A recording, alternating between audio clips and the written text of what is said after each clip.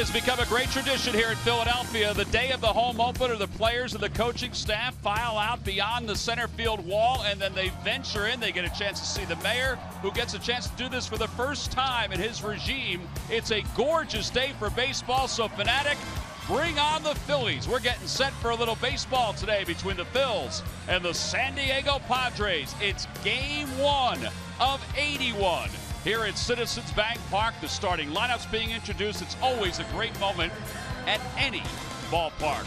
And of course, the flag being unfurled before the start of the ball game, before the national anthem is sung.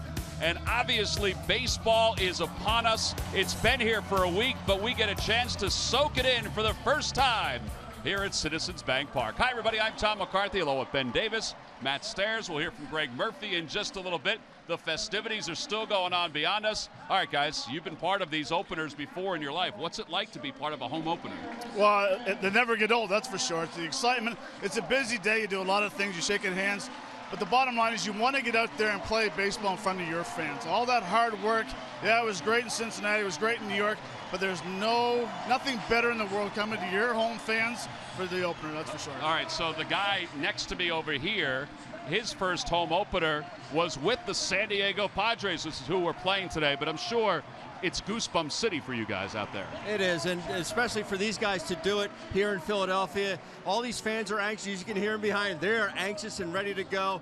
All the hot stove talk, sitting around getting your coffee at Wawa every morning. This is the culmination of a long winter, and these fans are excited to be out here. All right, and another guy that's excited to be out there is Aaron Nola. He'll take the baseball for the Phils, and earlier he sat down with Greg Murphy. It's awesome, man. I'm definitely excited to get back to Philly. You know, get back in front of those fans, and you know, all I've heard is great things about opening day, but right now home opener. So, you know, it's probably gonna be a packed house, and you know, I'm pretty excited. There's still gonna be a little butterflies, and that's normal. That's normal to start the season, and especially start the home opener. But I get butterflies pretty much every start. I mean, I feel like it's a normal thing for pitchers. It's a normal thing for the players. You know, it's you want to do good, and it's something we get when we step out on the field in front of a lot of people. Tell you what, he was very relaxed today before the start of the ball game. The fans are ready to go. It'll be Andrew Kashner on the mound for the Padres. Aaron Nola, of course, making his second start of the 2016 season. Well, we've been gone for a week. It feels like we've been gone for years. But opening day here at Citizens Bank Park is upon us. Lineups at first pitch when we return. Phillies baseball is brought to you by Xfinity. Xfinity X1 will change the way you experience TV. By Toyota. Toyota's hybrid fleet is nothing short of a home run. Visit your local Toyota dealer today. By Citizens Bank. The next time you have a question about money, don't keep it to yourself. Ask a citizen. And by Independence Blue Cross. Live fearless. Learn more at IBX.com.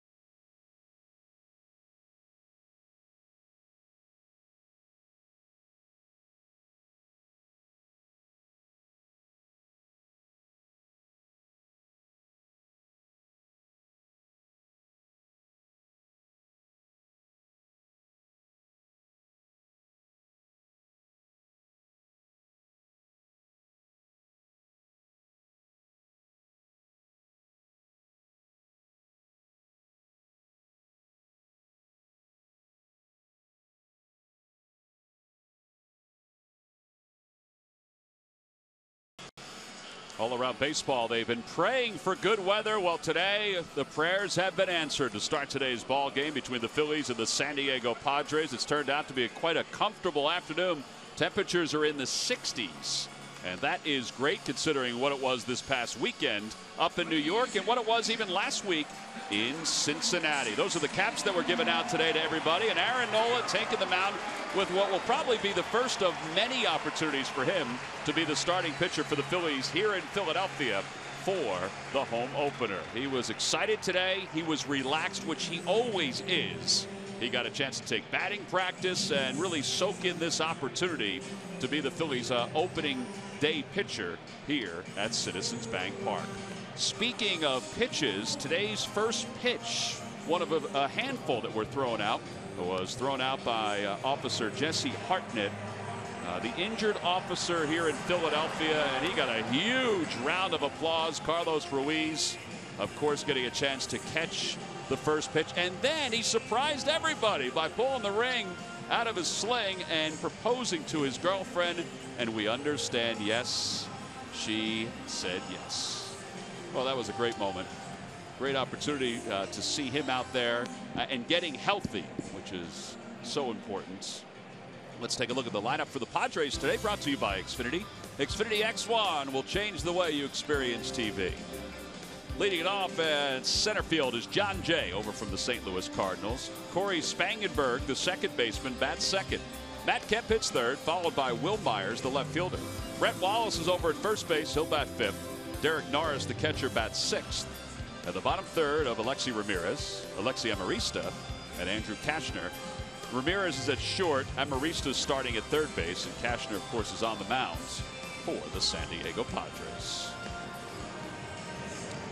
So Aaron Nola has finished up his warm-up tosses for this afternoon's ball game. The Phils are all primed and ready to go with their home whites and the red pinstripes.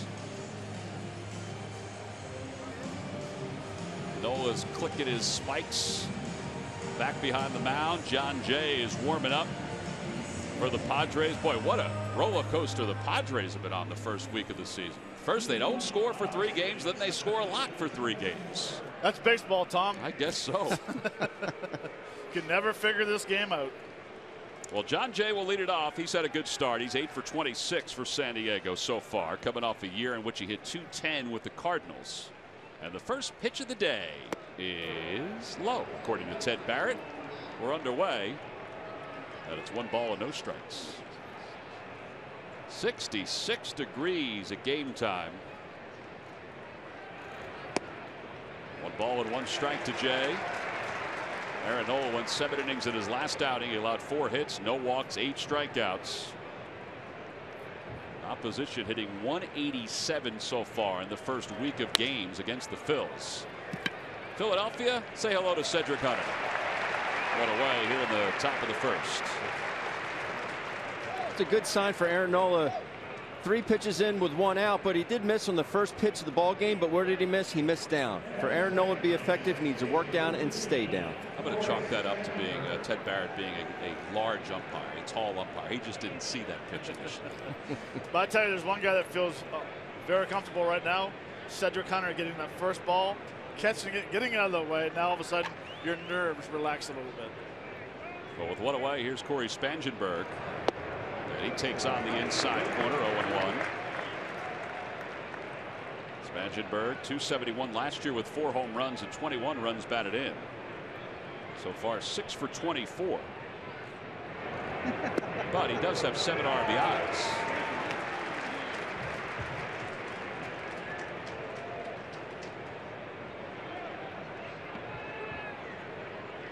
No balls and 2 strikes. The number 2 hitter for the Padres. Breaking ball, cut off, missed. Back-to-back curves. 2 outs here in the first. Well, you would never know if Aaron Nola is amped up or not. You just would never know. Nothing seems to rattle the youngster. If I had a breaking ball like that, I wouldn't get rattled either. Did you have a breaking ball like that? No. That's why he's sitting beside us, Tom. Yeah. That'll bring the veteran Matt Kemp to the plate. Kemp's off to a good start. 9 for 25. How about the 3 games he had in Colorado? It was indicative of the success the Padres had. He hit .467 in the 3 games against the Rockies with 3 home runs and 10 RBIs. Here's the 0-1 pitch to him. Curveball rolled to the hole, picked up by Galvis from the outfield grass in time, and the side is retired. An 8-pitch top of the 1st inning for Aaron Nola. On to the bottom of the 1st. Freddie Galvis will get it rolling for the Phils when we come back.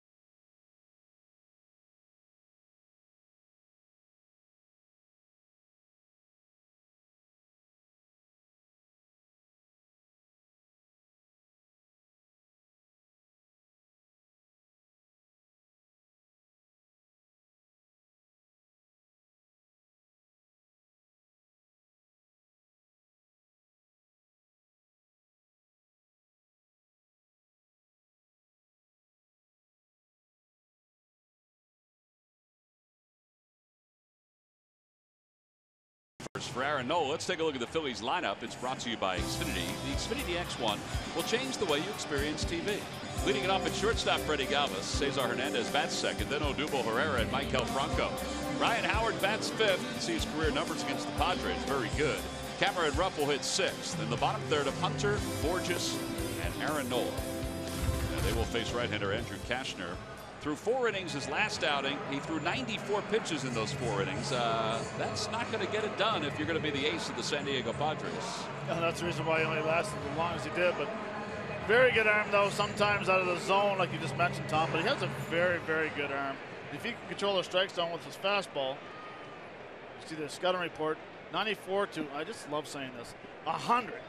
Now, he throws a slider change. The knuckleball, I've never seen it. He throws a curveball 1% of the time, so basically he's going to be fastball slider. Freddie Galvis leads it off for the Phils, and he takes a fastball first strike at 95. Galvis 5 for 24 so far, coming off a series against the Mets where he was 2 for 12. And quickly it's no balls and 2 strikes. If you throw that hard, you better not mix in a knuckleball. I was going to say, this is where he's going to throw the knuckleball, Matt. I can feel it. You want to see one, don't you? I do. I want to be so wrong right now.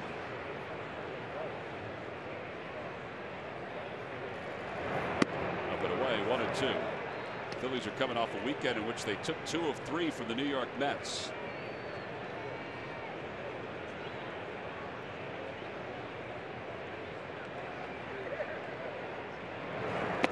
In the dirt, 2-2.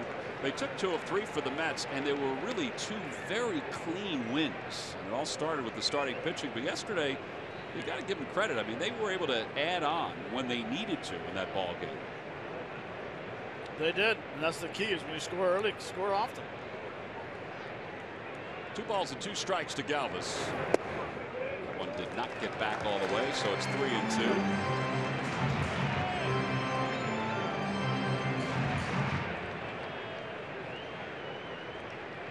Starting pitchers for the Padres have an ERA of 7.63 in the first week of the season. Galvis hits one to center. John Jay is out there.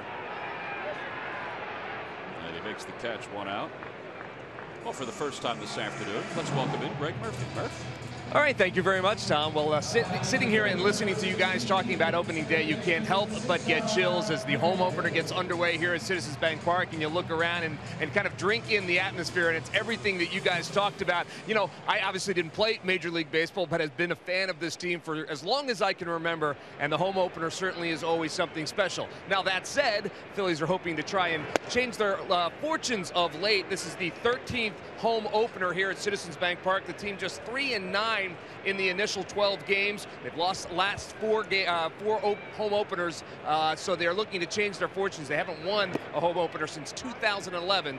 So hopefully today's the day that kind of changes, and I know the team feels very good having Aaron Nola out there on the mound to kickstart their chances, guys. No, it's a nice guy to have out there. They've had some really good pitchers that have started opening days here at Citizens Bank Park. Amazing, though, to look at that record. 1 ball, 1 strike to Hernandez. And that's in there, 1-2, 97 on that fastball.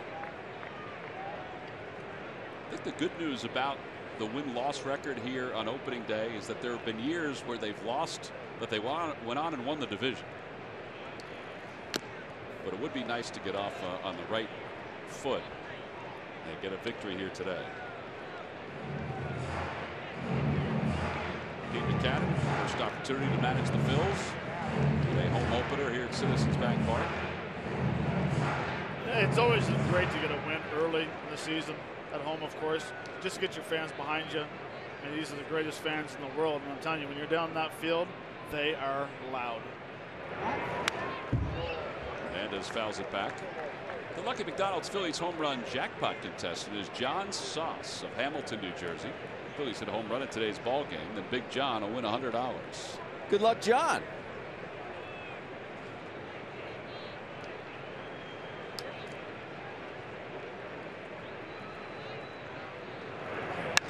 Out toward left field.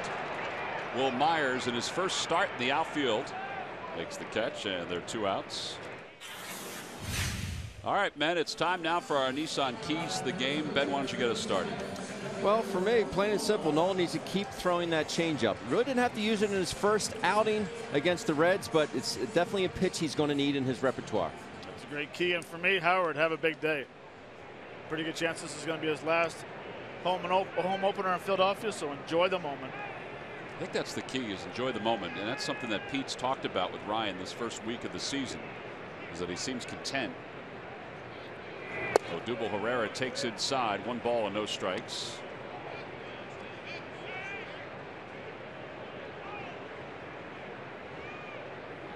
Odubel's numbers this season, not stellar. 3 hits, though, against the Mets this past weekend, including a big home run yesterday.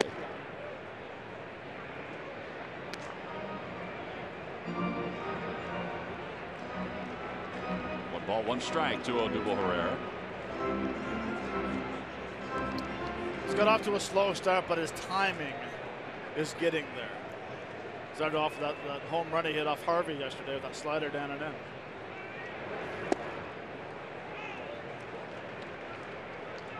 See, Cashner, he does have a powerful arm. It's a hard, heavy ball, and it's really not a whole lot of effort that comes out of his body. You can see it's one of the most simple windups. He's basically in a stretch, lifts his left leg back, and then just straight back up into his leg kick. Or leg lift, I should say. Chopper up the first base line. Herrera's slipped coming out of the box. So it means that Cashner has plenty of time to get over and cover. So each team goes down 1, 2, 3 in their half of the first. Folks are still rolling in for opening day here at Citizens Bank Park. We go to the second in a scoreless ball game.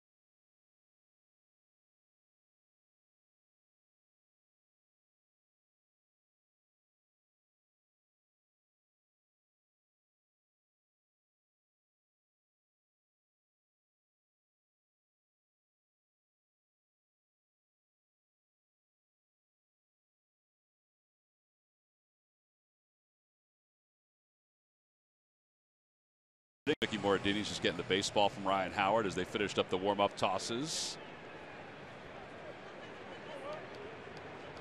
Nick looking like he never left the Phillies uniform, the home uniform. We go to the top of the second. Aaron Nola will face Will Myers to start it off. Myers had been playing first base for the Padres first week of the season. He's an outfielder by trade. They wanted to get Brett Wallace into the lineup. Wallace is batting second in this inning. So Myers is back out in the outfield. Probably more comfortable in one of the corner outfield positions than in center field, where he played a little bit last year. Inside, 1 ball, 1 strike. You look at Will Myers, and not a whole lot to him, but he has some sneaky pop. He'll go line to line. Out to center field. Odubel Herrera waits for it. And 1 away. Well, also throwing out a first pitch today. This is Nemours' opening day. Is Matthew Collins, wearing number 16. And Matthew also getting a chance to throw it to Ruiz, and he threw a perfect strike. I don't think either one of you guys would have been able to hit that pitch. Nope. Low and away. Smart pitch. It's got to be an amazing thrill for a youngster to get out there and throw a first pitch. Brett Wallace, the batter, and Wallace takes outside. Wallace last year was the Padres' primary pinch hitter off the bench. He was the Matt Stairs of the San Diego Padres last year. 4 home runs as a pinch hitter. In a tough ballpark. Outside, 2-0.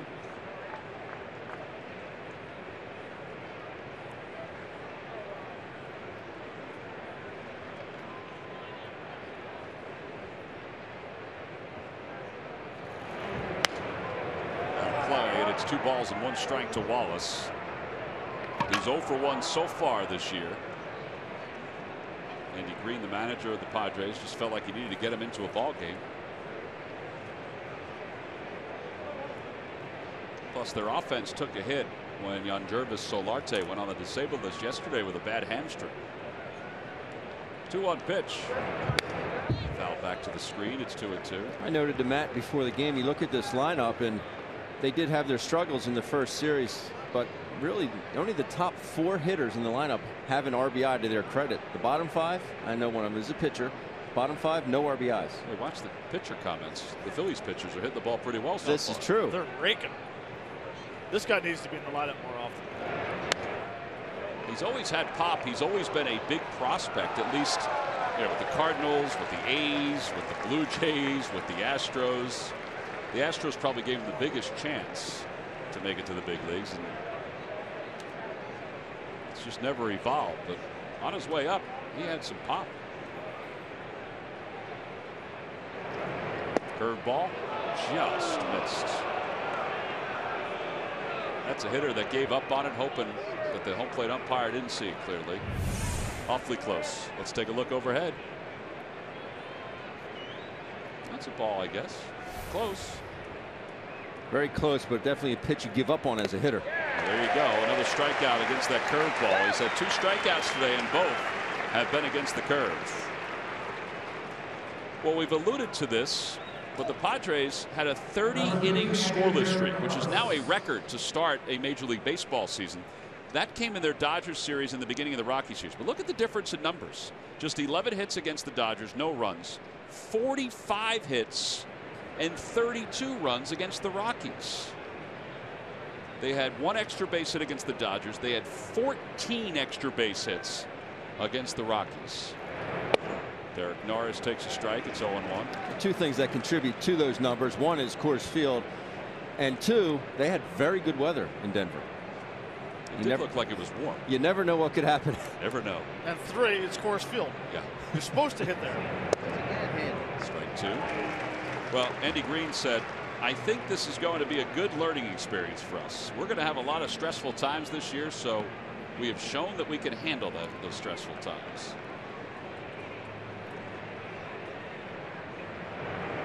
And a fastball and a called strike 3. 3 strikeouts in 2 innings for Aaron Nola.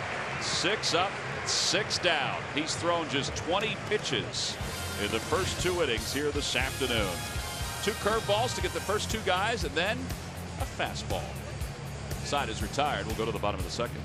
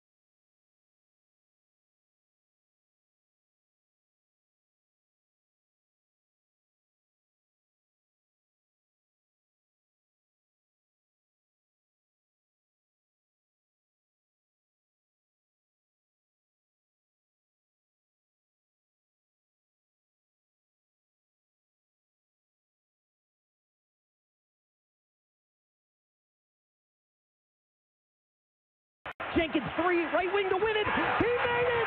He made the 3 for the right wing at the buzzer. Cats win it all.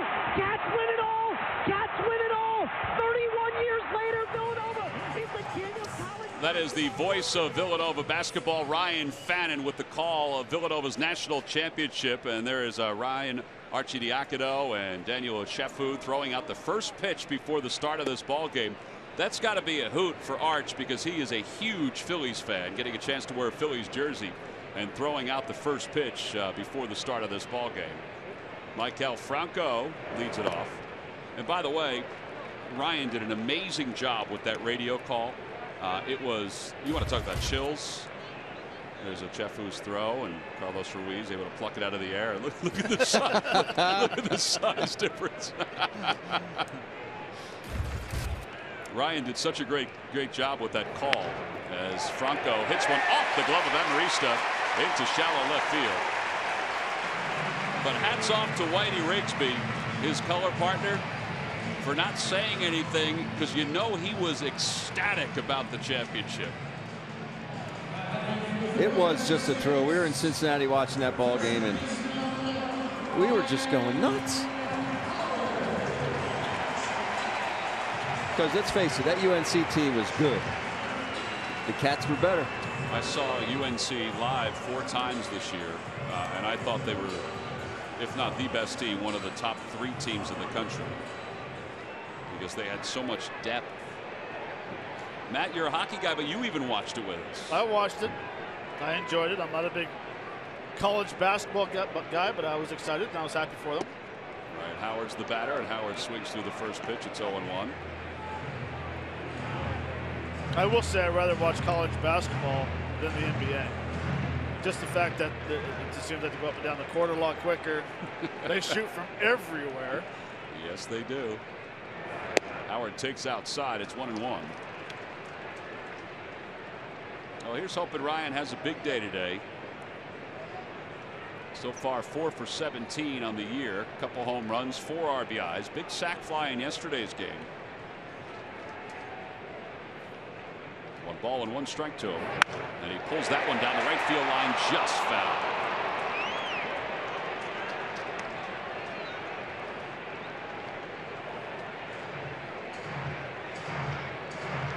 A reminder that tomorrow night is McDonald's opening night here at Citizens Bank Park. It's also Hatfield Dollar Dog Night, but all fans 15 and older will receive that T-shirt. Sponsored by the folks at McDonald's. Order your tickets now by going to Phillies.com. Charlie Morton will be on the mound for the Phils. Robbie Erlin on the mound for the Padres. Boy, John Jay and Matt Kemp are deep here at Citizens Bank Park for Howard. Franco leads off first. 2-2.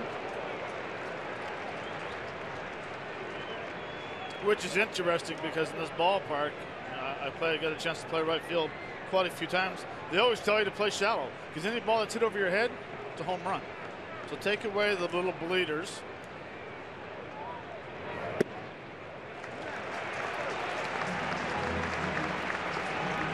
You see the Padres, as soon as Brian got 2 strikes on him, they went to an extreme shift. Ramirez just behind or just to the left of second base.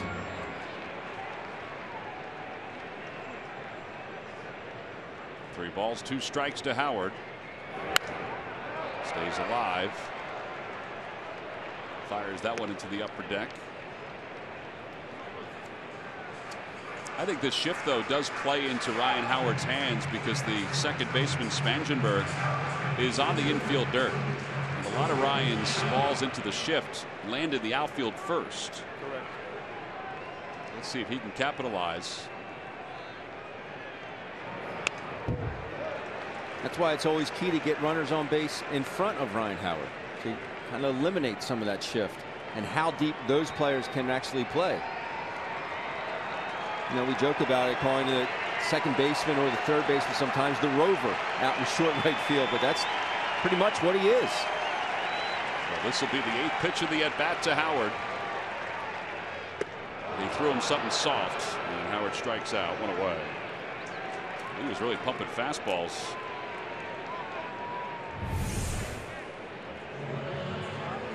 Through the changeup, Bryant was right on the fastball at 96. Showing some confidence throwing that 86-mile-an-hour changeup right there.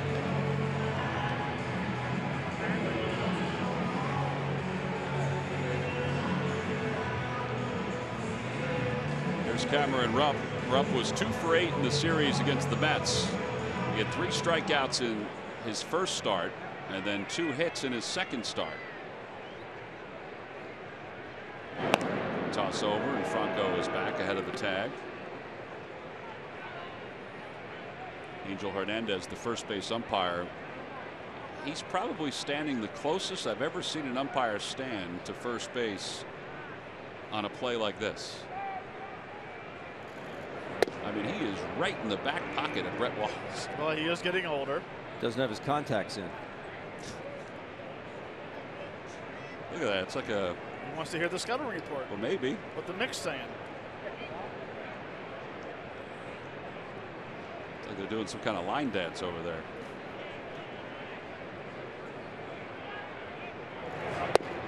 Outside, 1 ball and 1 strike to Cameron Rupp. Who was the home plate umpire that used to stand that far back behind the catchers? Bruce Fremming? Bruce Fremming stood far, yeah. There was another guy, too.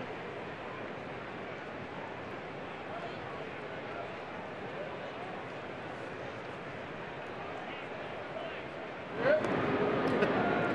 mean, he is right on that back. He's trying to get a clear look at the tag.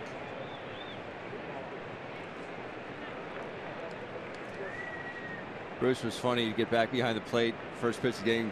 You're not going to let any balls get to me, are you, big fella? No, Bruce, I'll take care of you.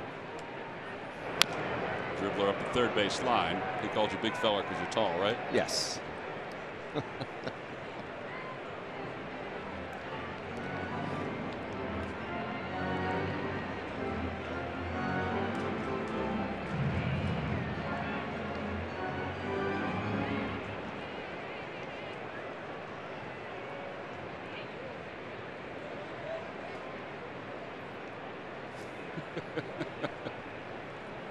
It looks really funny. Swing and a miss. He couldn't decide whether he wanted to take a hack at it or not. It was up in the zone. So 2 strikeouts for Cashner here in the second. The high heater looks so good, but when it's at 97, there's no way you're going to catch up to it. Cashner, you can out of the stretch now. You see, a lot of pitchers will lose a little bit of velocity. Not Cashner. Cedric Hunter making his first start here at Citizens Bank Park. 2 for 18 this season. 90.8. Pretty healthy hack there on that first pitch. It's 0-1. Give me your hitter's scouting report as we watch this pitch to Cedric Hunter. The foul ball got a piece of Ted Barrett. Give me both of your scouting reports on facing somebody like Cashner who's throwing 96, 97. Doesn't look like there's a lot of movement on it. From up here. I thought it was too hard. I thought he swung. You're talking about pitching or the swings? Either way. Oh, either way. Like if you're a hitter. I thought the swing was too hard. Great pitch to hit. But if you take a swing that hard at a ball that's moving at 96 miles an hour, you're going to be tardy. And that's what he was. It's a great point. Me, personally, when I face a guy that threw this hard, the only thing I concentrate on, yes, I was going to swing hard, but I was going to swing hard with my hands. Yes. I wasn't going to use my body. Out toward left center field. Going back on it is Myers. So is John Jay. And Jay makes the catch halfway. Onto the warning track of the side is retired. No runs, one hit, one man left. So onto the third here in Philadelphia.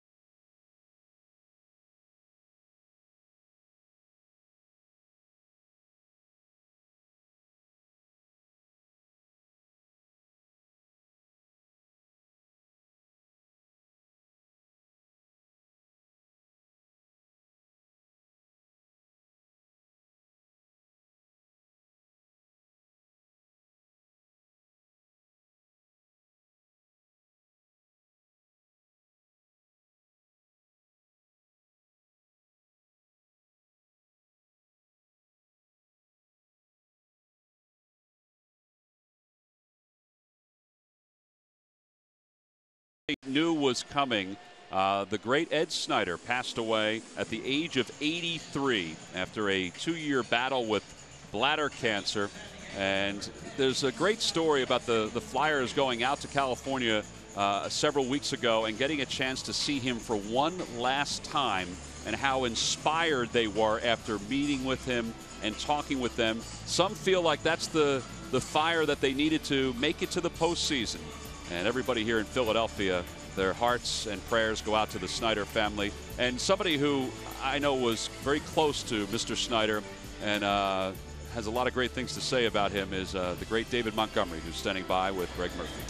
Yeah, very well said, Tom. And indeed, talking about your relationship, David, with Ed Snyder and his relationship with this city, because certainly the landscape of Philadelphia sports lost a giant today. Well, no question, Murph. When you think about probably nobody for the last half century has impacted the Philadelphia sports scene like Ed Snyder. I mean, to be involved with 3 franchises and obviously to found one.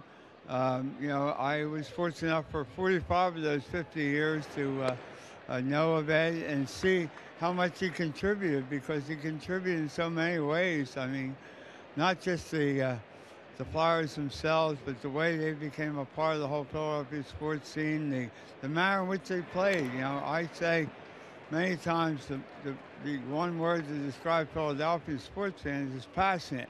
Well, Ed Snyder wasn't from Philadelphia, but he had all the passion of a Philadelphia sports fan. So we really lost a legend and icon today. You mentioned his connection with 3 of the 4 major franchises in Philadelphia. Obviously, we started with the Eagles, then the Flyers, of course, and the Sixers connection. No direct connection with the Phillies, but that doesn't mean he hasn't impacted this franchise as well, right? No, actually, just the opposite. I think really maybe it's because the continuity of ownership between our 2 organizations, involvement. I mean, you know, from the time they came into existence, they placed involvement in the community a high priority. Flyers Lives for Lives, and we in turn ended up emulating that to some degree. I'm not sure who came first, and as an innovator, he brought regional sports to this area. I mean, there wouldn't be a Comcast Sportsnet today if there hadn't been a Prism way back when. So on behalf of our entire organization, we are so sad, and our thoughts and prayers go out to Ed's personal family, the Flyers family, and really to all of us in the sports community for the loss that we suffered today. Thank you, David. Beautifully said, as always. And yeah, Tom, it's hard to imagine what the Philadelphia sports landscape would look like had Ed Snyder not been with us for as long as he was. So certainly a loss today. We'll send it back to you guys. I thought one of the great tributes today came from not only the players, the Flyers players, but also what Bobby Clark said. Bobby Clark said, listen, I may never become a Philadelphia Flyer if it weren't for Ed Snyder, because Bobby was, was dealing with diabetes when he was coming out of of his amateur days, and there were teams that passed on him, but the Flyers did not. And just look at the success that Bobby had, not only as a player but also as an administrator with the Philadelphia Flyers. So again, our thoughts and prayers go with the Snyder family, and as David said, not only with his immediate family but also with the Flyers family as well, as they prepare for the postseason. 1 ball and no strikes to Alexi Amarista, and he lines one back through the middle, a base hit. So Ramirez goes to second. The Padres will have runners on first and second with nobody out. Now, before the ball game today, as we expected, the Phillies had a moment of silence for Ed Snyder, and it was a great picture of not only the flag being draped out in center field, but also both teams up and down the third and first base lines.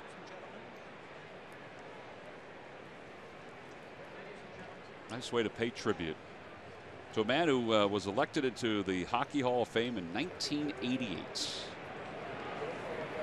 So nobody out here in the top of the third. Cashner is up. Cashner's 0 for 1 so far this season. He's up there to bunt in this spot. And he takes low, 1-0. Looking over at Glenn Hoffman, the veteran third base coach.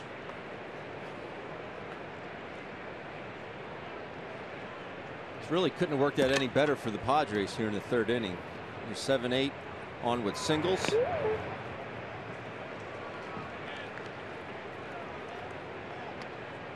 all comes down to whether or not Cashner can get his bunt down. And by looking at the first bunt, it almost looked like it was a slash bunt. Like he was trying to jab at it, trying to hit the ball almost between third and the pitcher's mound.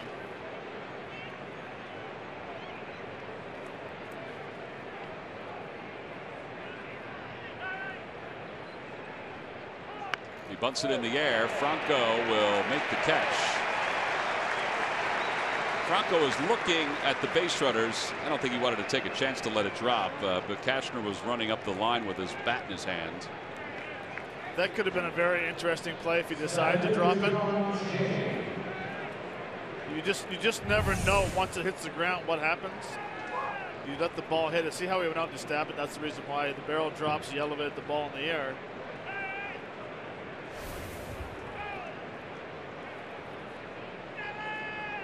It would have been interesting to see if Franco would have dropped that ball at third base, let it drop. I know Ben doesn't want it. It was bunted so far, it may have gone past the bag. There's John Jay, who flied to left field his only time up. He's 0 for 1. Phillies had a base runner in their half of the second. Now the Padres have 2 in their half of the third.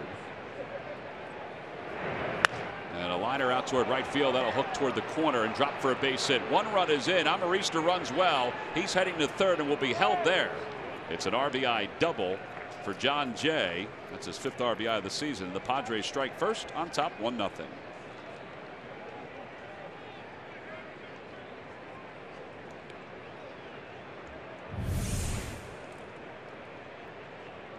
That looked like a changeup.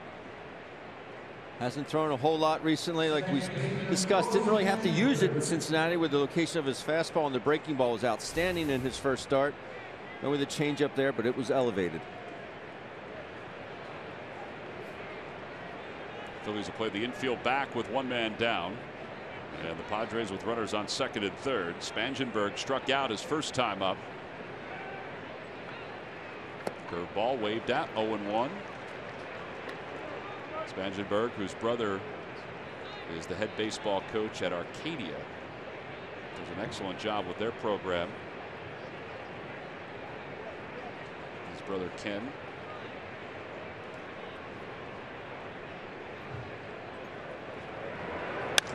Over to shortstop.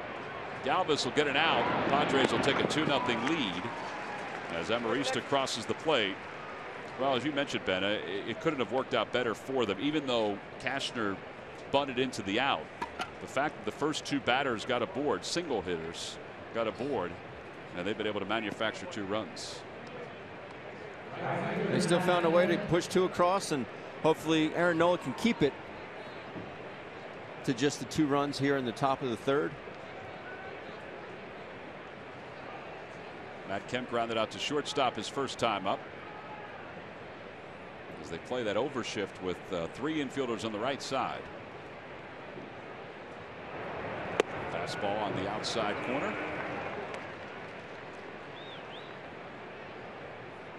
Kemp had an excellent bounce back year last season for the Padres. They acquired him from the Dodgers. Dodgers and Padres don't always make big deals when it comes to marquee players, but they did. And Kemp last year hit .265 with 23 home runs and 100 runs batted in. And like Ben mentioned earlier, in a ballpark where the ball does not carry. Daytime's not too bad. Nighttime, brutal.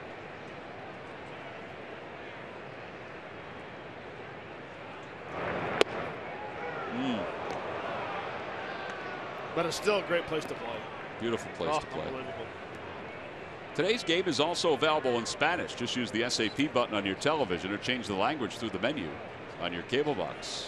See. Angel, Will, and Bill calling the game. That is a liner right back to the box. Flag down by Aaron Nola, and the side is retired. That may have been an RBI single for Matt Kemp because of the overshift, but Nola was able to get in good position to flag it down.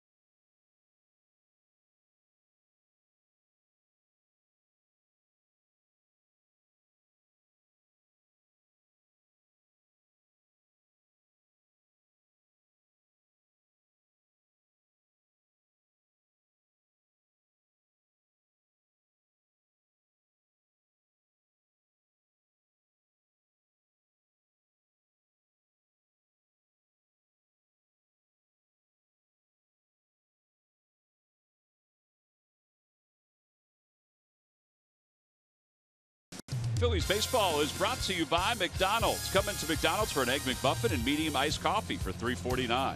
By Nissan. Choose Nissan today for great offers on our most exciting lineup ever. Shop ChooseNissan.com. And by T-Mobile. Get Major League coverage. T-Mobile has doubled its 4G LTE in the last year.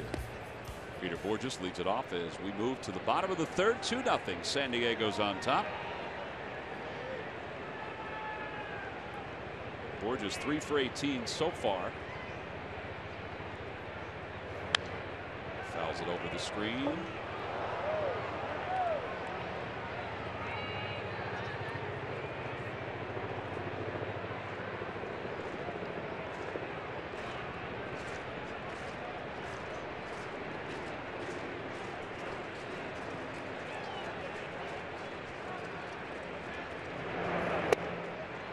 Pretty good breaking pitch there by Cashner. His slider, some people say, even though he has a fastball that can top out at 98, 99, or even 100, the slider they say is his best pitch. And they say a lot of times last year the sinker and the slider got way too much of the plate. which is part of the reason why he finished 6-16. Out to shallow center field. John Jay sidewinds in. And there's one out. Well, it's so important, and it tells you how important it is to throw a fastball. Here are the numbers on Andrew. In 2013, the league hit 228 versus his fastball. 2014, the league hit 217. But in 2015, the league hit 293 versus his fastball. All it means is its location. Doesn't matter how hard you throw, its location. That's a tremendous location. Absolutely nothing you can do with that first pitch fastball. Yeah, his ground ball rate dropped last year. Part of the reason why the batting average against was so high. His whiff percentage dropped last year. Outside, 1 ball, 1 strike. And I'll tell you, he's lucky that he had a good slider last year, because all his numbers were, fastball 293, changeup 290, this curveball 438, his slider at 214. If he didn't have the 214 average on a slider, he might have got maybe 1 or 2 wins the whole year. As it turned out, he was 6-16 with an ERA of 4.34. As you see the distribution of outs for his career. But don't get me wrong, I would take him on my team in a heartbeat with that arm. Former #1 pick by the Chicago Cubs back in 2008, traded from the Cubs to the Padres for Anthony Rizzo.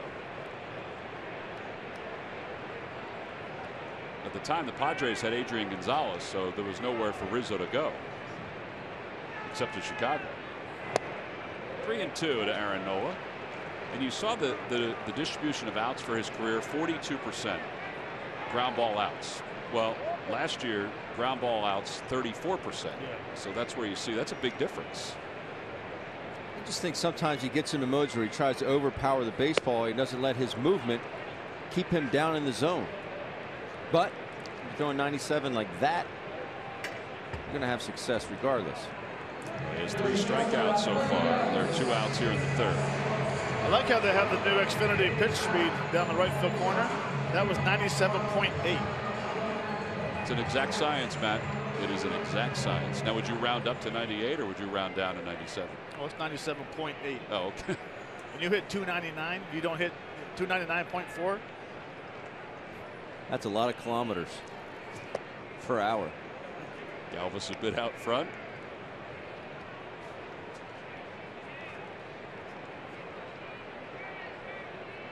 Galvis flied out to center field his first time up, his only time up. He's 0 for 1.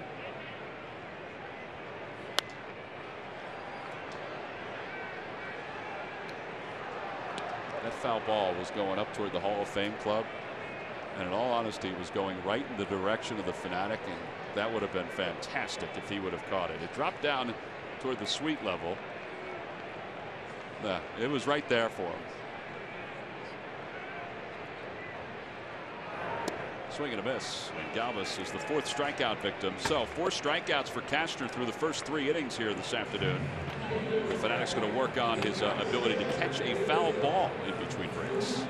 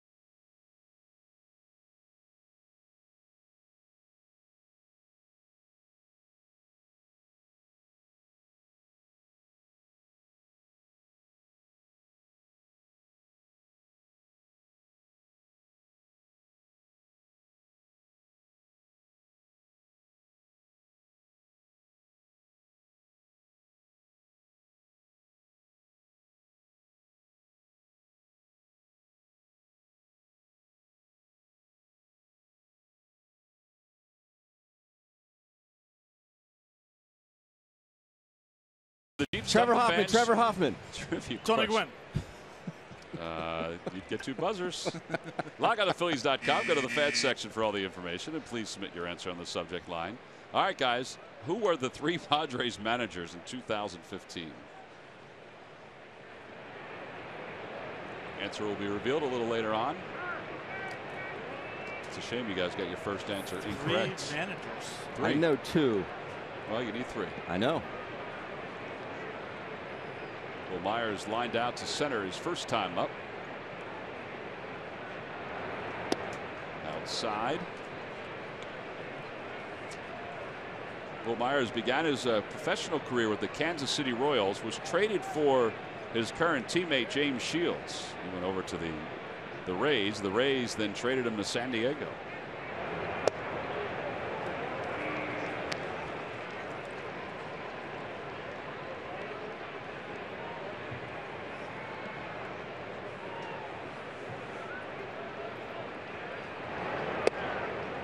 There's that changeup Ben was talking about that John Jay got the base hit on. That one sort of backdoored the outside part of the plate. You're obviously not going to be able to throw it like that every time you throw your changeup, but if you do and have success with it to some extent, you're going to ground ball to shortstop every time, because A, of the speed, and B, of the location. It was 83 miles an hour down and away from a righty. As a righty, you're going to have to get out. If you don't recognize it, and they're most likely not going to be able to, you're going to get out and around it and hook it. Curveball. That one's hooked deep to left field. Hunter going back, and it is gone. That one got too much of the plate, and for Myers, he picks up the home run to give the Padres a 3-0 lead.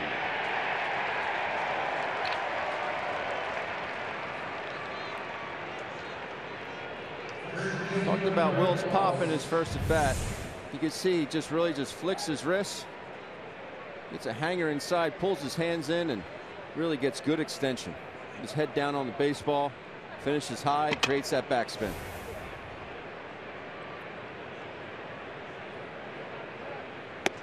Wallace swings through the 91-mile-an-hour fastball, and it's 0-1. He struck out his first time up. So the Padres with 3 runs on 4 base hits. Here at the top of the 4th inning, they lead at 3-0. That's 7 home runs now for them in the last 4 games.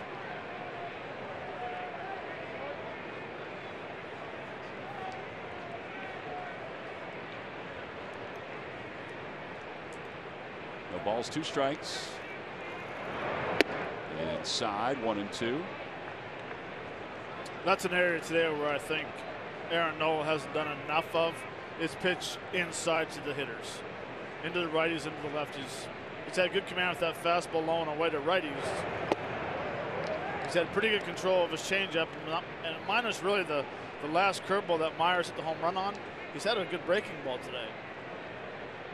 But that doesn't mean that you still cannot pitch inside to the hitters to make them feel uncomfortable.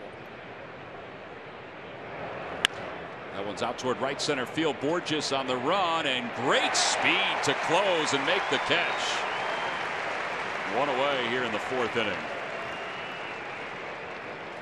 We have such a good view of the way outfielders pursue baseballs where we are, and that was just graceful.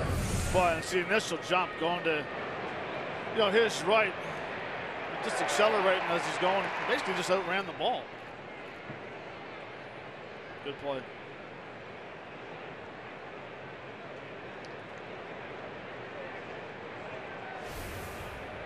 So with 1 out, Derek Norris is the batter. Swing and a miss.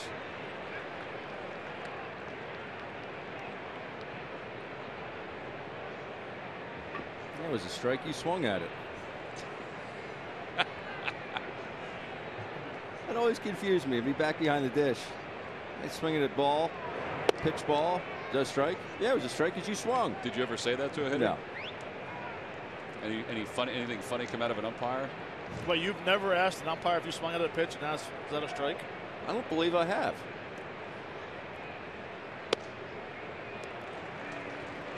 You gonna call him a liar, Matt? What do you think? No, I believe him.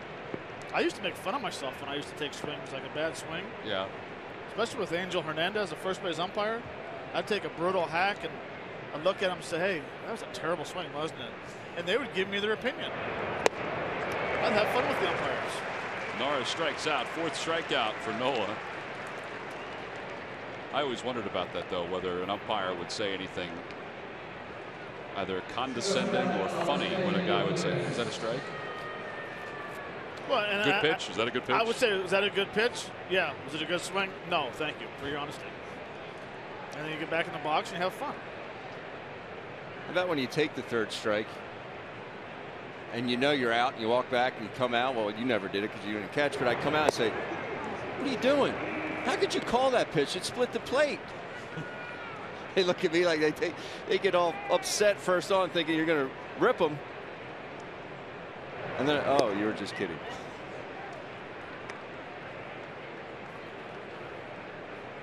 One ball, 1 strike to Alexi Ramirez. Ramirez singled his first time up.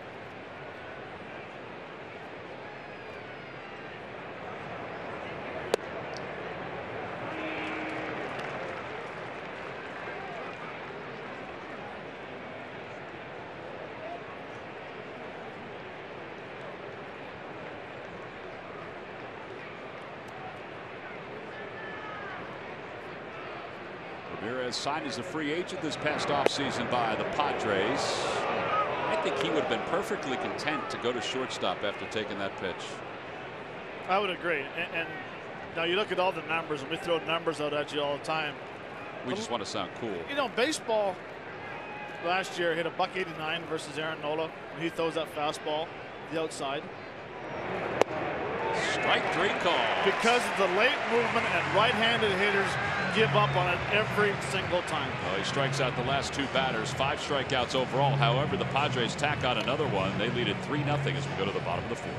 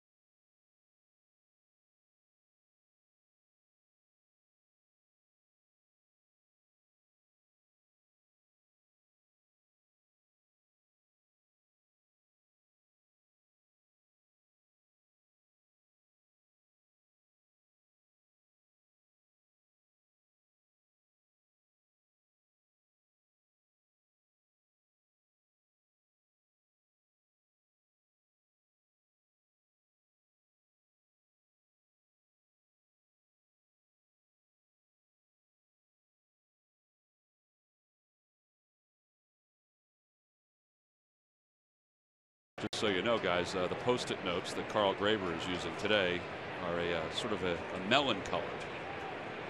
It's like a slinky. It's like an orange. It's a slinky. Cesar Hernandez leads it off. Did you call that melon? It actually does look like a slinky. Like a good tie. No balls and 1 strike to Hernandez. Foul ball, and it's 0-2.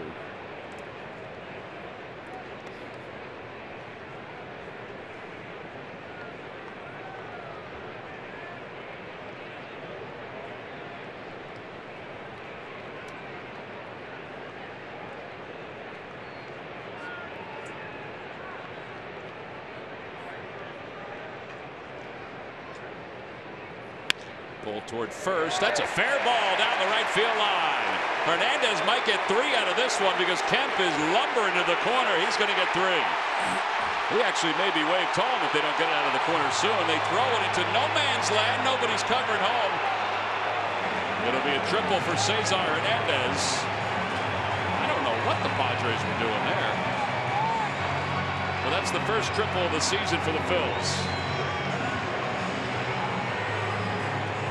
This ball just out of reach of Wallace here at first base.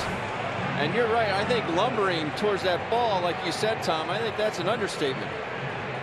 Took him forever to get to this ball. And if Cesar definitely would have kept running, he would have made it into home plate, not a problem. See Wallace just out of reach here, definitely an 0-2 pitch that Cashner would love to have back. He's right at that point. Everybody's thinking triple. But there wasn't a cutoff man to be seen. And it would have been a foot race for Cesar and Amarista to home plate.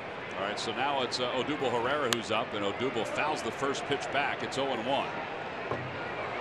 Odubel grounded out to first his first time up. The Padres are conceding the run if Odubel hits it anywhere aside from the third baseman.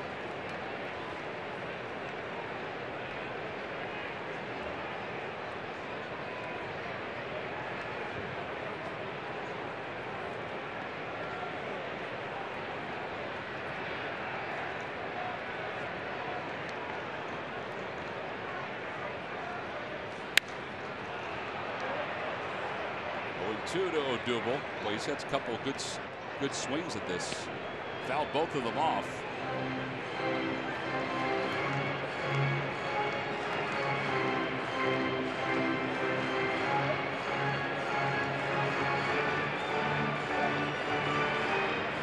And is over at third base.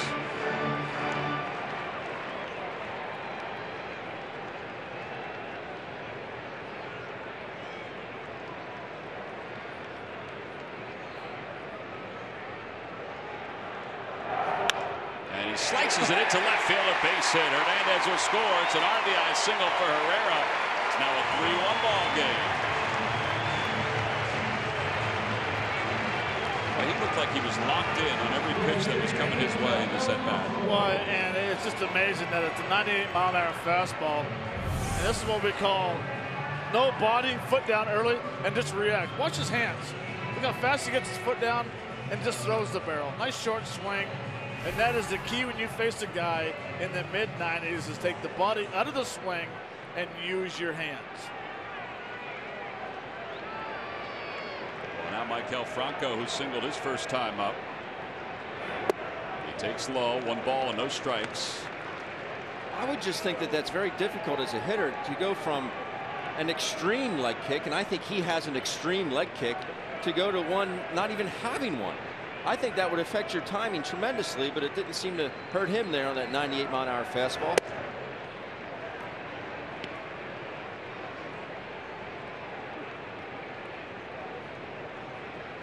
Well, Odubel started to churn a little bit yesterday with that home run. I think it's a good sign that he picked up that hit again here today.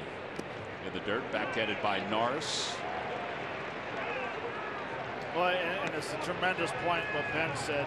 It's just amazing that as a young player, he was a Rule 5 kid last year. Now he's the everyday center fielder again for the Phillies. It's a game of adjustments.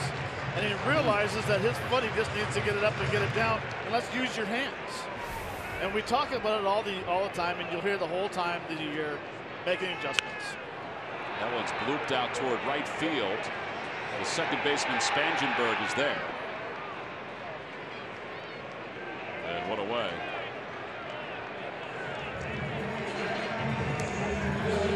This round 4th inning is brought to you by Toyota. Let's go places. Let's go Phils.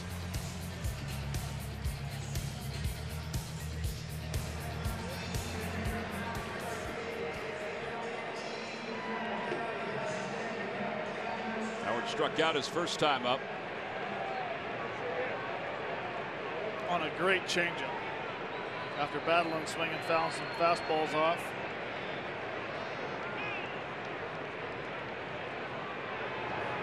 Outside, 1-0.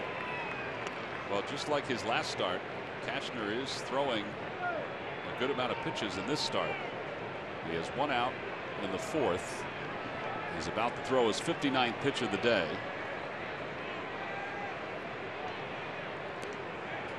And Odubel gets back. And that's what happens when you cannot put away hitters. 0-2 to Cesar Hernandez, triple. 0-2 to Odubel Herrera, single.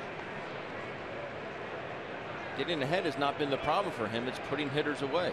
That's why you see that pitch count start to jump up there.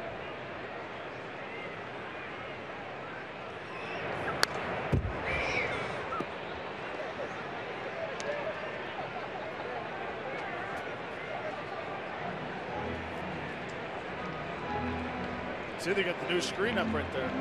Might have saved somebody. Saved somebody a bump. Tell you what, you can barely even tell.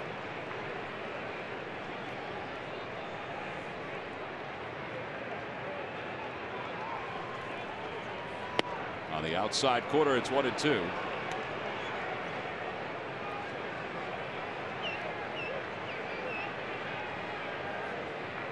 .60 pitches. Although if he rolls a double play ball here, he's not in terrible shape. And Howard hooks it. Well, he's not in terrible shape. It's a line drive to first, and they double up Odubel. And the side is retired. A prognosticator. Just trying to. Yeah, but we don't talk about double plays when our team's hitting. All right.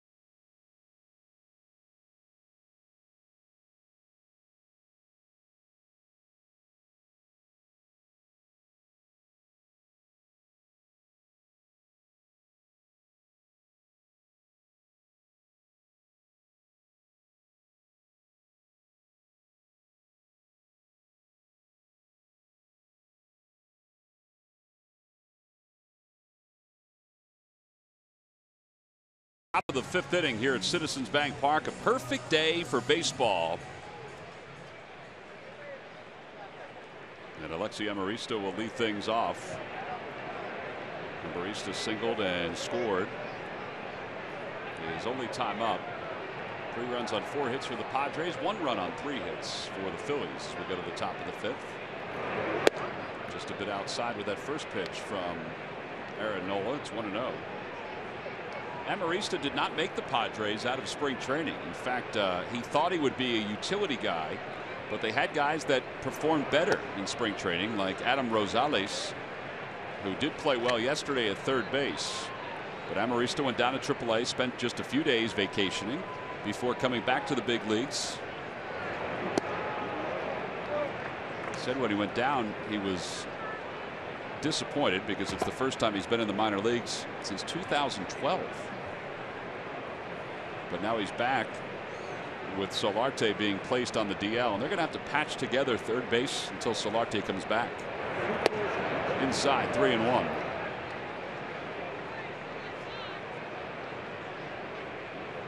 And sometimes being sent down to the minor leagues can be a wake-up call as well. You take things for granted being up here. Out towards center field. Herrera toward the track. Boy, that ball's really carrying, and he makes the catch right at the base of the fence. One out here in the top of the 5th inning. Well, it's been a great 2 weeks since Villanova won the national championship. Chris Jenkins' three-pointer off the pass from Ryan Arcidiacono was incredible, and some of the footage was fantastic. Those shots are great, and they've been making the tour. They were at the Sixers game the other day, and now Greg Murphy is with the head coach, Jay Wright, and Ryan Arcidiacono. That's right, here with both those guys in a front row seat for a ball game. And I'm going to start over here with Coach. And Jay, look, it's been a week. It's been a week to let it all sit in. And I said you've earned this front row seat to watch a ball game and relax a little bit, but probably been a bit of a whirlwind for you, huh? It has, but thank you to the Phillies for this front row seat. And all the guys are here. We're having a great time on a beautiful opening day. Nothing's better. It's starting to sink in a little bit. When you get to come to a Phillies game and get treated like this, it's pretty nice. Let me talk to your guard over here. And Ryan, you know, first of all, you're a huge Phillies fan, which is I would imagine it's a pretty special moment just to get to be here. You threw out the first pitch as well, and you said a little nerves going on, right? Yeah, no, for sure. Different atmosphere. Growing up a big-time Phillies fan, going to the parade in 08, so it was definitely something I'll remember for life. Take me through the emotions of last Monday night. You know, as the game closes in, and you know, obviously it was going to be a close game, and then the final shot goes through. Have you been able to kind of put it into words and kind of explain how that all feels? It's just an unbelievable feeling. It's something you always dream about, especially playing for a coach and teammates like this and growing up in the area. But I mean, it really hasn't died down yet, because I'm just everywhere we go, people are always asking for pictures and everything like that. It's a humbling, but it's just a great experience. Jay, it's a culmination of a lot of hard work, not only with this group of guys, but with guys years and years and years, because when an organization like Villanova University wins a national championship, it's not just the guys that are currently on the team, it's that family that's kind of brought it to this point as well. Fair statement? Exactly right, Murph. The tradition of Villanova is such that all the guys shared in this. You know, the 71 team went to Houston and lost in the Astrodome to UCLA. We had a lot of those guys there. We lost one of the guys from that team this year, Mike Daly, a great Villanova guy. Kind of felt like his spirit was there. Johnny Jones. The 85 team was all there. Our 09 Final 14, those guys were there. We had that in the parade. We had the 39 group, the 71, 85, 09. So we take great pride in that. And these guys play for the guys that came before them. So it's a big family, and everybody shares in this. The Phillies organization certainly understands winning in Philadelphia is a special, special thing. Winning in Philadelphia, as a guy from the outskirts of Philadelphia, pretty darn special, no? Oh, yeah, for sure. Anytime you represent a city like Philadelphia, it's just awesome. And especially to have the parade in Philadelphia, we just knew that they were behind us throughout the whole season, down at the Wells Fargo Center and in the NCAA tournament. All right, well, congratulations, Ryan, and good luck in the future. And Jay, congratulations to you. And what, about 3 more weeks, you get us started back up again, right? Yeah, we'll get these guys humble again, and we'll get back to work. Get them back to work. Well, enjoy the ball game today. It's great to have you both here. Great to have the whole team here as well. All right, guys, back upstairs. All right, Murph, thank you. And there are the members of the Villanova Wildcats. The trophy, they bring the trophy everywhere, too. Hey, after 08, we kind of brought the trophy everywhere, too. See, I wonder who they designate to carry it all the time. Good question. That would have been a good question for you to ask Murph to ask them. Somebody's got to clean it. 1 ball and 2 strikes to John Jay, who doubled in and run his last time up. Breaking ball, swung on and missed. 7 strikeouts for Aaron Nola. He hit a little bit of a speed bump in the 3rd, but he is back on track. A 1-2-3, top of the 5th inning. Shine it up, boys. We'll go to the bottom of the 5th.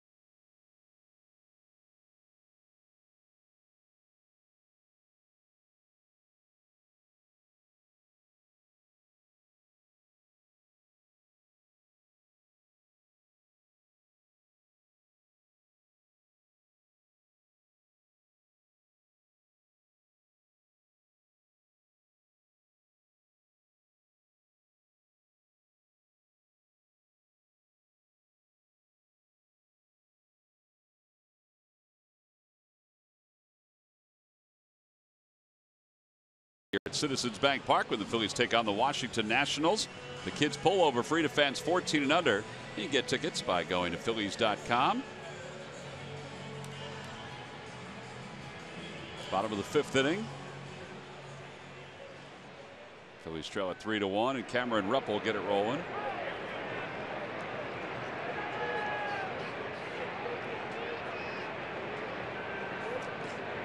Cameron struck out his first time up.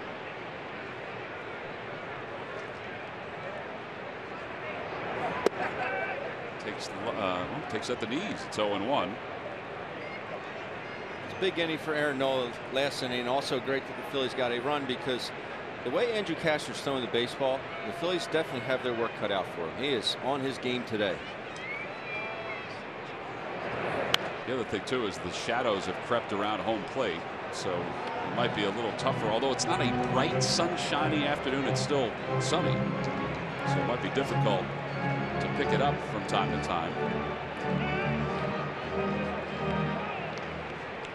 But the only good thing right now about the shadow is that you can pick the spin up out of his hand early. In the dirt.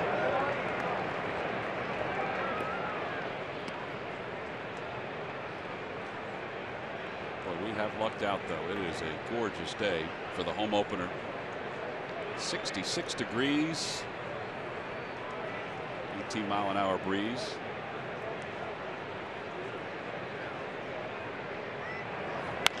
Over to third. That is a fair ball down the line. Heading to the corner. Cameron Rupp looks at Mickey Morandini, and he'll go to second base. He is there standing with a leadoff double here in the 5th.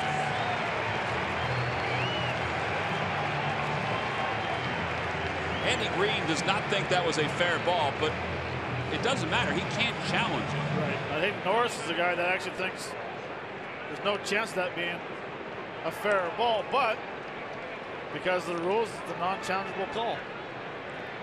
From our vantage point, Matt and I both looked at each other like, it's really fair? The Phillies will definitely take it. Well, that is definitely the umpires. I mean, he's looking at it thinking, yes, it went over the bag. It bounced once. But it must have had some amazing English to it. Because that landed a foot foul. Yeah, I agree. I know it's not where it lands, but we'll take it, that's for sure. There's Cedric Hunter, who flied to center his only time up. Phillies down by 2. And Hunter takes a strike. It's 0-1. Eddie Green in his first year as the manager of the Padres. Standing next to Tarek Brock. His bench coach is none other than Mark McGuire.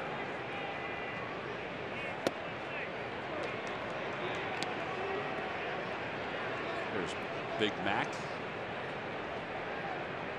3 years as the Cardinals hitting coach, 3 years as the Dodgers hitting coach. They had some really good numbers with the Dodgers last year. No balls and 2 strikes to Cedric Hunter. Now 1-2.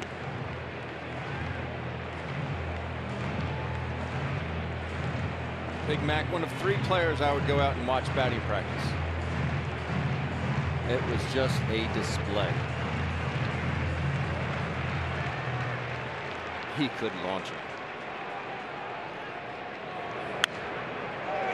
Hopped up, foul territory. Norris off with the mask and out of room. So I figured Tony Gwynn is one, Mark McGuire's 2. No, but I got to play with Tony every day. But Ichiro was another. Really? Yeah. And Ken Griffey Jr. The 3 of them would just put displays on. Big Mac being the most prolific of those for BP. Well, when McGuire would take batting practice, you would have 7, 8, sometimes double-digit numbers of players in the dugout watching him take batting practice. The crowds clamored for the gates to be open early so they can watch him. Outside, 2-2.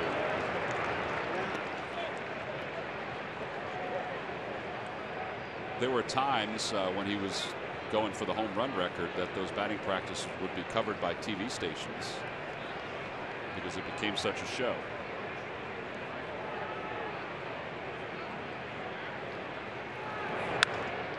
Little bloop out toward left. Will Myers comes running in. And he makes the catch, one away.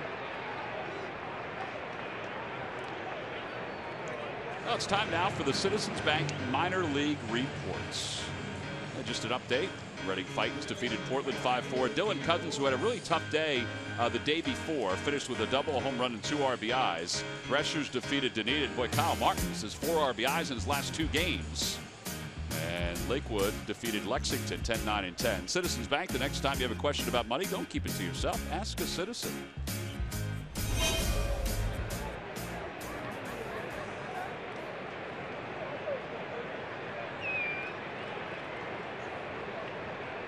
Peter Borges is up. Phillies have to get this run home after the leadoff double.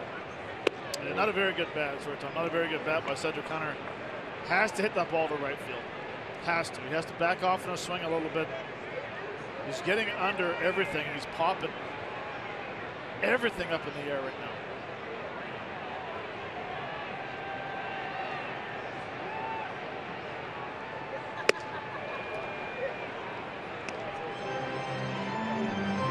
The 0-2 count. There's definitely different ways to look at it, different rules of thumb. Think, well, why would Hunter just want to give himself up? You don't want to completely give yourself up. You want to drive him in, especially being at the bottom of the lineup. You know Aaron Nola's not going to be coming out of this ball game. That one's pulled. That's a fair ball over the bag down the third base line. Rupp is rumbling home. And Borges will go to second, an RBI double. It's a 1-run game. Now that one, there's no question it was fair. Went right over the bag. But another 0-2 hit. Wasn't that terrible of a pitch. The ball was down. It was middle of the plate. Peter going out and hooking this down the left field line right past Amarista. Get the Phillies back within 1 run.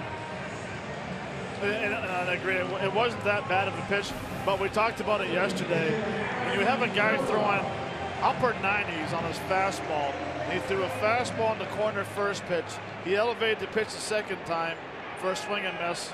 Why are you going to throw an off-speed pitch to a guy to speed his bat up?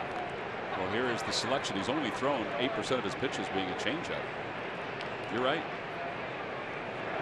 I just think that power pitchers get off of the fastball too much. They should use it more in the game until it's proved that the guys can hit the fastball. Well, I think we talked about that even yesterday with Matt Harvey, how many times he threw something other than a fastball. As Nola takes outside 2-0. I put that on Norris as much as I do Cashner.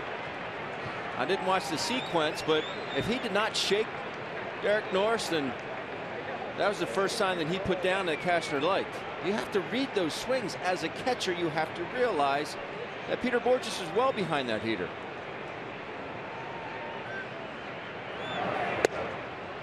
Well, that's a pitcher's pitch right there, not for a pitcher hitting. On the outside corner, it's 2-1. Cashner already with 8, count them, 8 0-2 counts in this ball game.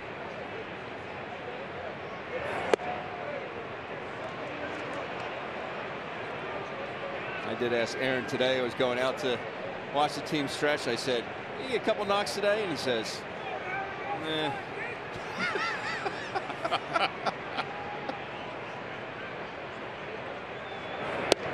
3-2.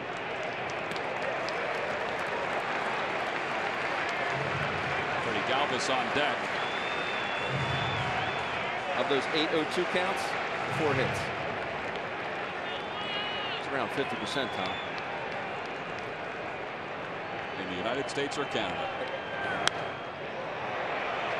Well, it's fouled back toward the Hall of Fame club and out of play. It remains 3-2.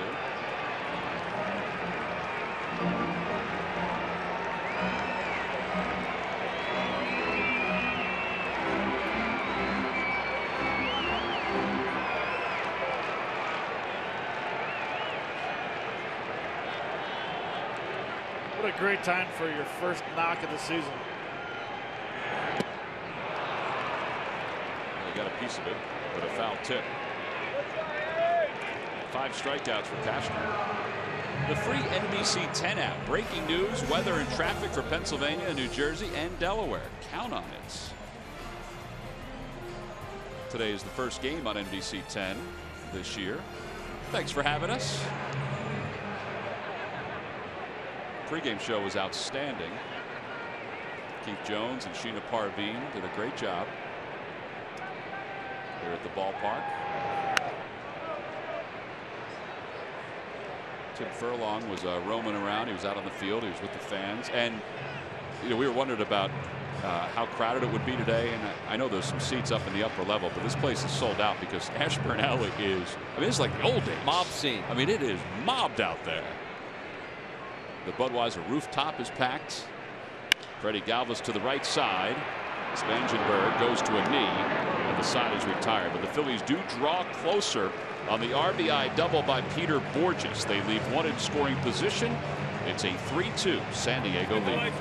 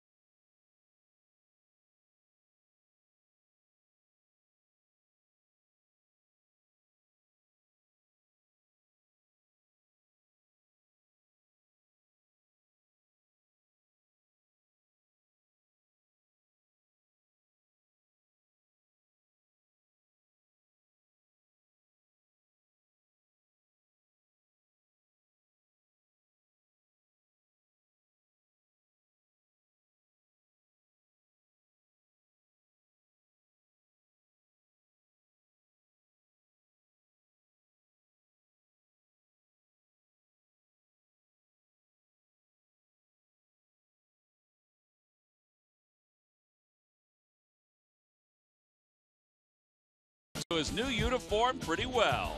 Signed into the offseason and ready to deliver from the jump on opening day, Jeremy Hellickson has been on target in his first 2 starts. He has efficiently commanded his pitches, tossing 11 2/3 innings and striking out 11 batters, while allowing just 6 hits, 2 earned runs, and just 1 walk. He's new to the rotation, but his newness is easy to enjoy. And it's brought to you by Independence Blue Cross. Live fearless. Aaron Nola has watched his team draw within 1, 3-2. By the way, we talked yesterday about Jeremy Hellickson, how good he was. And, he had that 1 ground ball where he broke his bat. He went out and pitched a clean inning and then a not so clean inning. Murph, you talked to him about that ground ball and what it did to his hands? Yeah, as a batter, he got jammed on a pitch, and you know how cold it was in New York, and certainly Matt had talked about when a pitch jams you a little bit, you get those bumblebees in the hands. Well, he certainly got that. I asked him today because we watched him over the course of the next half inning, kind of stretch out his hand and try to, it looked like he was trying to get the feeling back in his fingers. He said actually what was happening was his pinky was cramping up, and he doesn't know that it was from the at bat, although he did say that stung. He said, but I couldn't straighten out my pinky, and he said it was a very weird sensation. He kept trying to straighten his pinky out on his leg forcefully, and he said, but for that entire half inning, he was just cramping up in the hand. It then went away, and he was able to, pitch after that. But yeah, so kind of a strange thing. He said he's never had to deal with that before. I got to believe it had something to do with getting jammed on that pitch. It may have been. Yeah, I mean, that hurt me, and I was, sitting in the stand, so I would imagine it caused him some pain as well. Well, he was outstanding. Pete McCann talked about it today when he met with the members of the media, and just could not say enough about his starting pitching through the first week of the season, and rightfully so. The starter's ERA 2.97 coming into this game, and Aaron Nola with 8 strikeouts. That matches his career high. So 1 away. Well, in between innings, we wondered what he would do to start the 2016 home season. He mentioned today that he is the 5th member of the rock group Kiss. Nothing beats a little pyrotechnics, Tom. Look at that. There's a lot of creativity bouncing around that fur. Kiss, by the way, will be headlining the Allentown Fair. Carl Graber, our statistician, who was the recording secretary of the Kiss fan club, as that ball's popped out to right. There are 2 outs. It's the first time they'll be in Lehigh Valley, Carl, in 24 years. And you were probably there the last time they were in Lehigh Valley. 23 gold and platinum albums, and adding the Fanatic can just make it even better. The Fanatic makes everybody and everything better. It'd be great if he was on Gene Simmons' reality show. I don't know if Shannon Tweed will know what to do with herself. Here's Will Myers, and Myers takes outside. It's 1-0.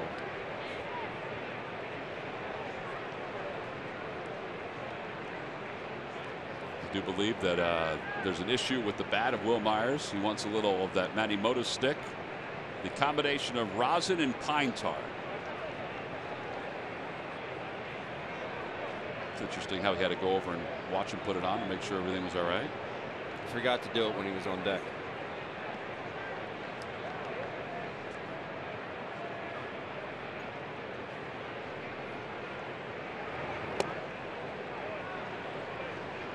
Hopefully this will be a quick 1-2-3 inning for Aaron Nola, but I think the table was really set with a 2-1 breaking ball he threw Spangenberg. Now you look at it, you say, well, I don't want to fall behind with this breaking ball, so therefore I'm going to throw a sinker down and away. It shows the confidence that Aaron Nola has to throw that breaking ball and throw it for a strike to even the count up 2-2. Next pitch strikes Spangenberg out. They're the kind of intangibles you don't see that often in a younger pitcher. Yeah, I think that's a good way to put it. The intangibles. That's what he comes with. 2-2 as he gets Myers to give up on that pitch.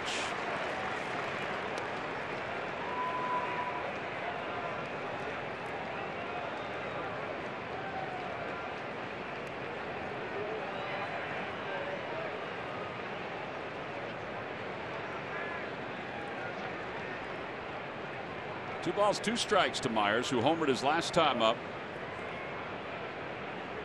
That gave the Padres at the time a 3-0 lead. The Phils have since scored single runs in their half of the 4th and 5th. Breaking ball waved at and missed, and that is a career high 9 strikeouts for Aaron Nola. He's retired the side in order the last 2 innings, 9 in a row, and now let's see if Cesar Hernandez, Odubel Herrera, and Maikel Franco can pull the Phils even.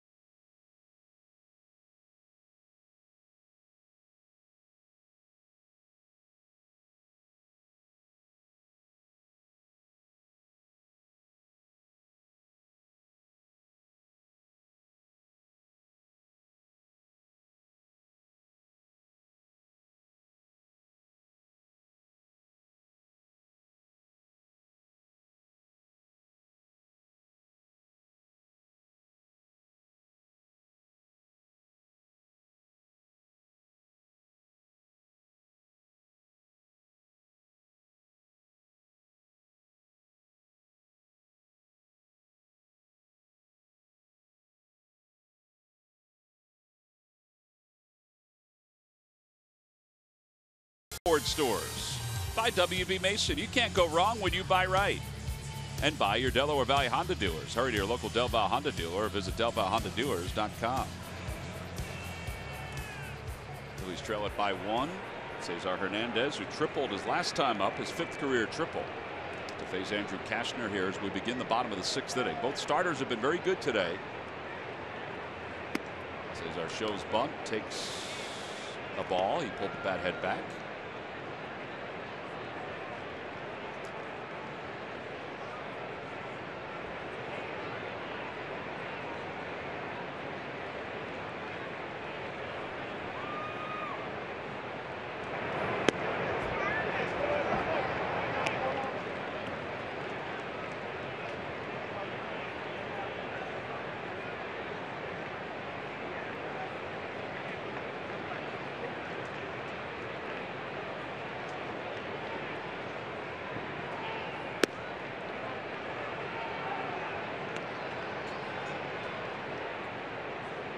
have to write that one down. Cesar didn't swing at a fastball for a strike. I thought he was going to go after it. I like it, though, because it wasn't his pitch to hit. Outside, 3-1.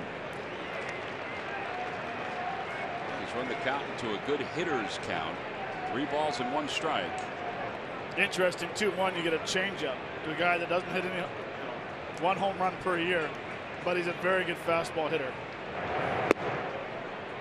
Took a little off that fastball. It's a 94. Iggy the Iguana and the rest of the Galapagos gang are going to be floating around the ballpark. I don't know how he's going to be able to make his way through the walkway at Harry the K's.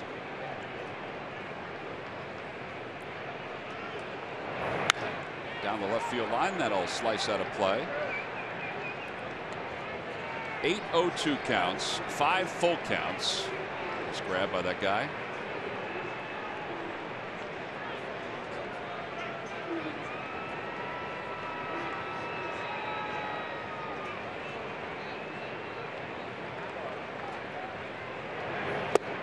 Inside, ball 4. That is a tough pitch to take.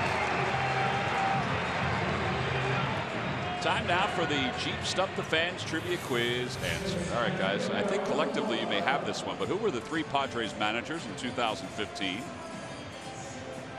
First, it was Bud Black. Bud Black is correct.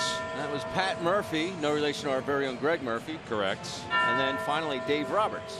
Dave Roberts is correct. Now the manager of the Dodgers. Yes. I think you got the order. You might have got the order mixed up a little bit. Roberts was second. Murphy was third.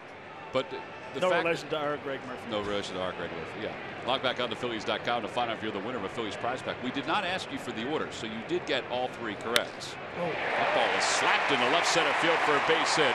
Hernandez will stop at second. And the Phillies have the first 2 batters aboard. Somebody's getting his timing down. He's now 2 for 3 this afternoon. 3 hits in the series against the Mets. Well, and especially his last at bat, he has no leg kick. This time, it's back. Look at that timing there. Staying on the backside, head down. Even though there's a lot of movement, there's still very good use of that hands. And actually, it's not a bad pitch down the zone a little bit. Just as long as you don't try and pull it. Yep. We'll have Michael bunt him over to second and third right here. Darren Balsley out to talk to the right-hander Cashner. Brad Hands is pitching on our time. Mr. Hand.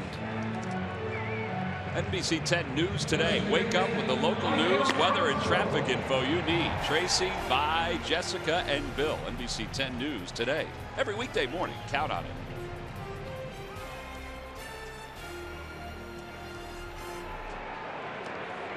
Beautiful day here in Philadelphia. Opening day, the home opener. Phillies come in 2-4. The Padres 2-4. Michael Franco is 1 for 2 today.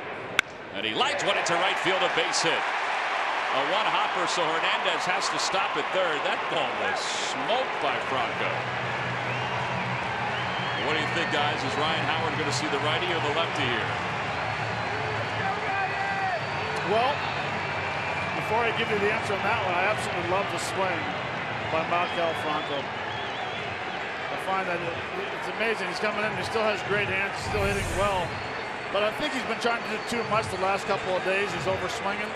This time here, he knows first and second, you want to hit a ball to right field because you still need to do your job by getting the guy to second base and to third base. Better yet, he gets a single, and Ryan Howard will be facing the left-hander. Yep, here comes Andy Green, so that'll be all for Cashner. And Howard's going to check out. Darren Ruff's going to check in. We'll get to that in just a moment. So a pitching change and a change at first base for the Phils. The Padres will go with the lefty Brad Hand, the former Miami Marlin. And the Phillies will go with Darren Ruff to face him. Bases loaded, nobody out here in the bottom of the 6th.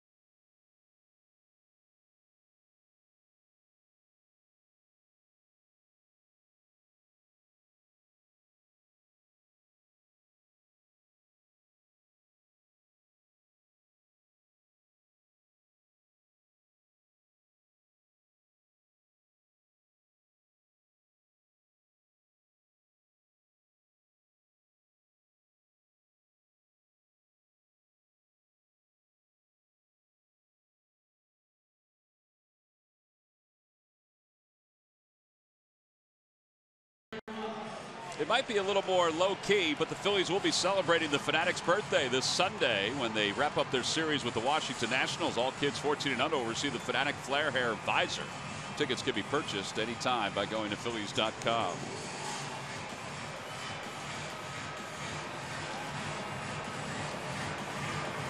Pyrotechnics. Who would have thought it? Phillies are hoping for a little more fireworks as Darren Ruff is scheduled to pinch hit with the bases loaded here in the bottom of the 6th inning against left-hander Brad Hand. Hand is on for Andrew Cashner, who goes 5+ innings. And so far is charged with 2 runs and 7 hits. The runners on base are his responsibility. 5 strikeouts for Cashner. And the 1 walk, which was a doozy to start this inning. Ryan Howard pinch hit here in the bottom of the 6th inning. It's twofold. There's a lefty out on the mound. That's the first thing. We're also getting late in the game where defense, Darren's a better defensive first baseman than Ryan is at this point. And Pete said that he wouldn't be afraid to do this, to make this move. Well, it makes sense. I mean, you're in the bottom of the 6th, you're down by 1, bases loaded. Even though Ryan hit the ball hard his last at bat. This is the platoon situation. Darren Ruff lifts it in the air to left field. Myers can't see it. He has no idea where it is, but it doesn't matter because Ramirez is out. Oh, he dropped it! The infield fly rule was called. The runners do not have to advance. They do on their own responsibility. The batter is out. A run does score. We're tied at 3. And I think Pete Buchanan may not argue this one, but the third base umpire, Will Little, signaled infield fly. It harkens back to the postseason in Atlanta several years ago where that happens. Now, Ted Barrett and Angel Hernandez are going to confer up the first base line, and Pete Buchanan's coming out. We saw this in Atlanta several years ago. It's too deep for an infield fly rule. Not only is it too deep, but if Will Myers doesn't see it, the infielder has to be camped under the ball. Absolutely. He has an argument with this. Will Little. And again, from a real estate standpoint, we were told back in the postseason several years ago that it was the right call. But in this case, the infielder did not show that he was camped under it and was settled under it at the time. No, Odubel was tagged out at 3rd, so that should be 3 outs. Well, you see the umpire right here. Okay, he's going to get in a situation where he goes and raises his hand. That's Will Little right there. He throws his hand up. But Ramirez is nowhere near camped underneath that baseball. Now the run did score before the out was recorded at 3rd. That should be 3 outs. Well, the run scored first. Yes, it did. That's what I said. But it still should be 3 outs. So why is Odubel back at 3rd base then? Well, he just went back on his own. All right, so the umpires will take a look at it in New York. This is going to be a rules clarification, which they are allowed to do. At least this is the first time we've seen it. By rule, they can clarify a rule by going to New York, which is what they're doing right now. And they're also checking to see if the run scored before Odubel was out at 3rd base. One of the saving graces for the Phillies is that Amarista at 3rd took his time stepping on the bag and then applying the tag.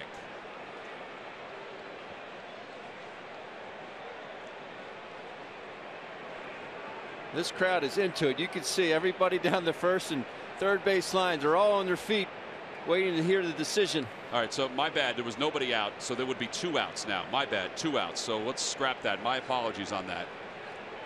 But the game would be tied at 3. So this is a rules clarification. So here we go. Watch the umpire. He's calling the infield fly. And Ramirez does not have it. He throws to 3rd. The run crosses the plate. He does tag him. So we could assume then that the umpires are looking at this to see if it's a rules clarification. Pete Buchanan went out and questioned it right away. Now, so we're kind of learning along with everybody else at this point anyway, because they can go to the replay to see if there's a rules clarification. So let's take a listen, or look at least. And no matter what happens on the call, as of right now, he's out at 3rd. So that's what they were looking at. So he's out at third, he's out at first, 2 outs, a run scores, so we're tied up at 3. And my apologies for thinking that there was, in the confusion, that there was 1 out already. And again, no, it's on a play where it's a pop-up where you advance on your own. You advance on your own, which is what happened. So the putout goes 6-5 at third base. Maikel Franco does go to second. And the putout for Ruff goes to the shortstop, and we've got another pitching change. It's the wrong call, I mean, in reality, yes, because the infielder was not camped out under it, and it was not comfortably camped out under it, but it was called. Well, and unfortunately, there's nothing you can do about calling the out right early by the third base umpire. You have to leave alone. Now correct. It's just a matter of where the people That's are. exactly right. So we'll take a break. We've got a pitching change here at Citizens Bank Park.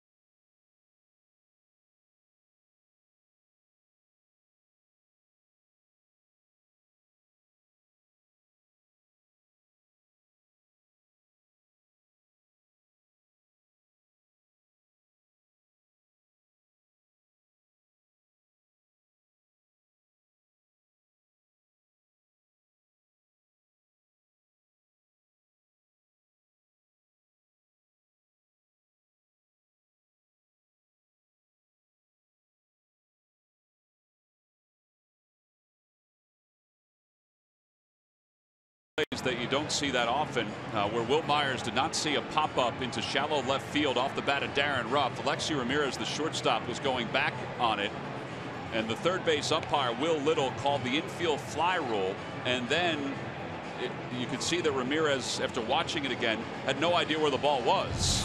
Well, and it dropped free. But when Will Little made the call, he might have thought that he was camped out under. I just think it's still too far out. But because if you look at Ramirez, Tom, he's not waving his arms. Yeah. As an infielder, you're taught to go backwards.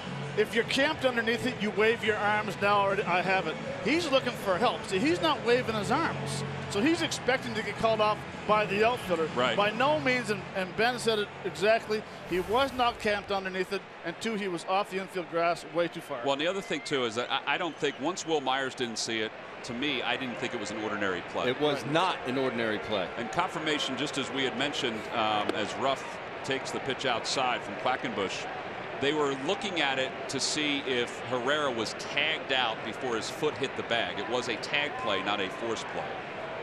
And for those viewers at home wondering why Odubel tried to take third base, he's watching the baseball there. He's not watching Will Little. And unless Will Little is very vocal in the fact that infield fly, batters out, unless he's that vocal, Odubel's watching the ball in left field, not thinking that that's going to be infield fly. But that is the second time that we've had this in the last few days. I know what you're saying. 2 balls and no strikes to Cameron Rupp. Outside, 3-0. But you are 100% correct, Tom. As soon as Myers loses that ball in left field, it is no longer an ordinary a can of corn. Yeah. And that's really what it has to be. Now, again, it's the judgment of the umpire. So he thought Ramirez was under it. I still think that's too deep. I thought it was too deep in the postseason. I think it's too deep as well. Sam Holbrook was the umpire who made the call in the postseason, and what followed was a bunch of trash being thrown out onto the field in Atlanta.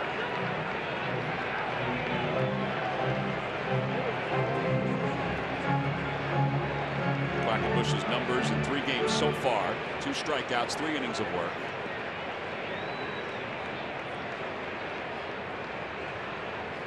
Balls, 1 strike. Fouled back. It's 3-2.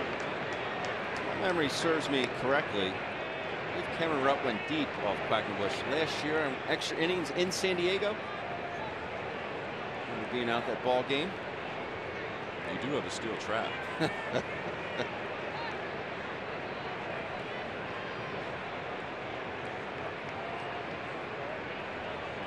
Maybe that's why he got the green light. 3-0.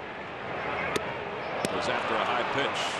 If you're the Padres, you're feeling pretty good about the way this inning unraveled. The Phillies did tie it up, but they had the bases loaded and nobody out. On to the 7th at a 3-3 game.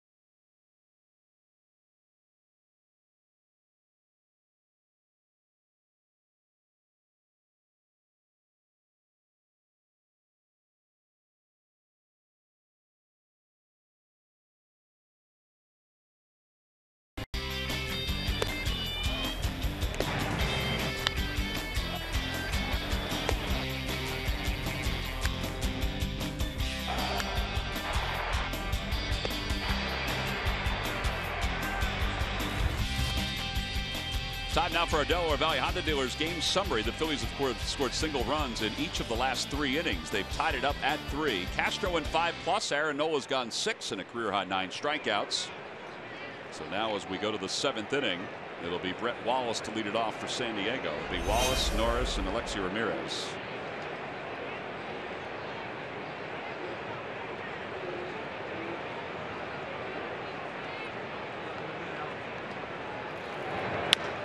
To the right side, Franco comes challenging and flips it over to first.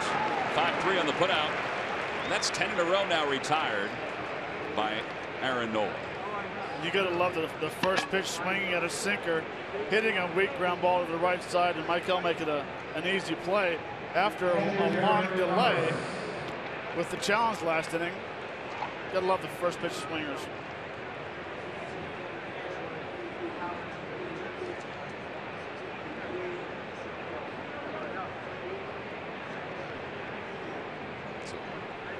Ruff stays in the ball game to play first base.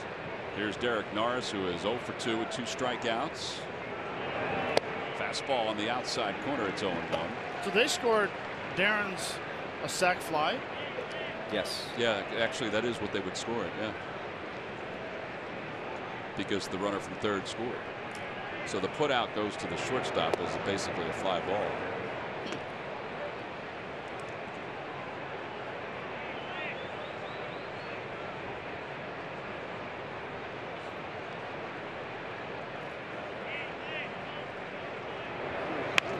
Toward first base, just past the diving Darren Ruff.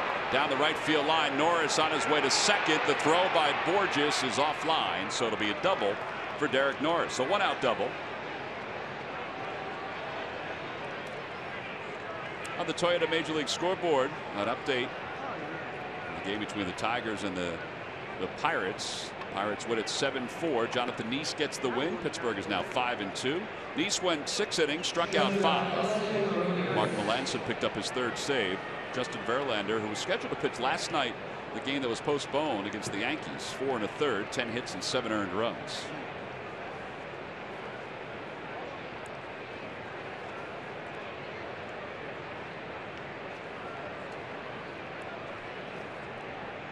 Here's Alexi Ramirez with a runner in scoring position.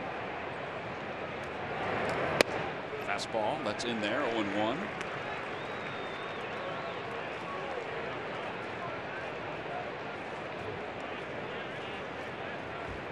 Phillies do have some work going on in the bullpen with Hinojosa and Russell.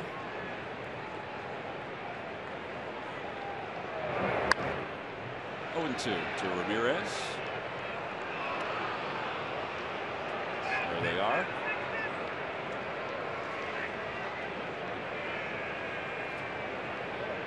It was a long half inning for 1 run. Carlos Villanueva is warming up in the bullpen for the Padres.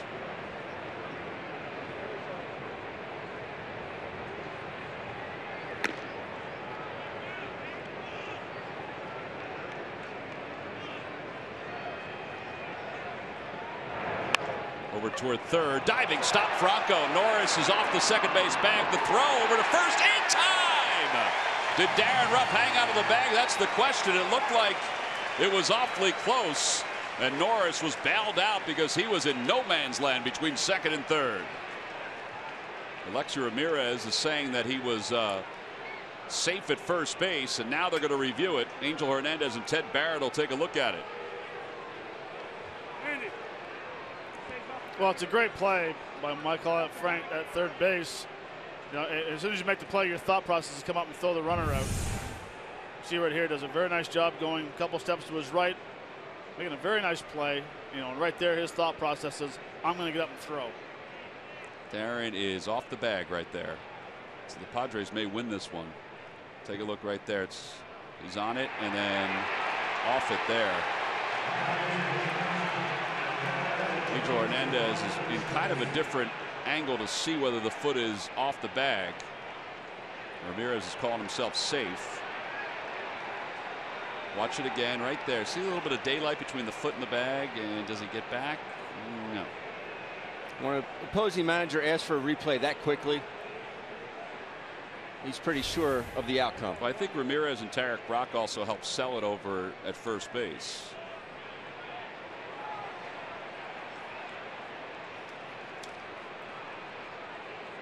So the second review of the afternoon.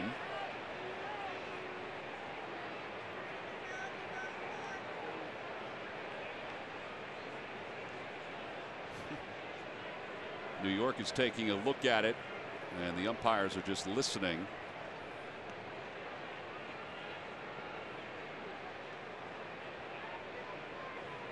Major League Baseball has let us know that the review of the infield fly rule was to see definitively whether Odubel was tagged out before his foot hit the bag at third base. In the previous inning, it was a manager's challenge, and the assumption is that it was challenged by Pete Buchanan, thinking that the tag was not applied before Odubel's foot hit the bag. This is a challenge by Andy Green, the manager of the San Diego Padres.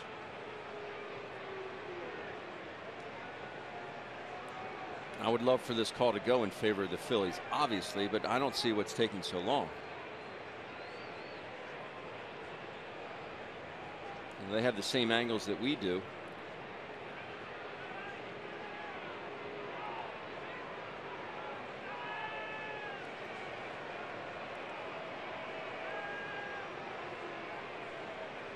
The batter due up is Alexi Amarista, who has hit the ball hard twice today. Looks like the decision is coming between New York and the umpires here, and here we go. And he is safe. So runners on first and third with one man down. So the call on the field is overturned. Pete Buchanan is heading out.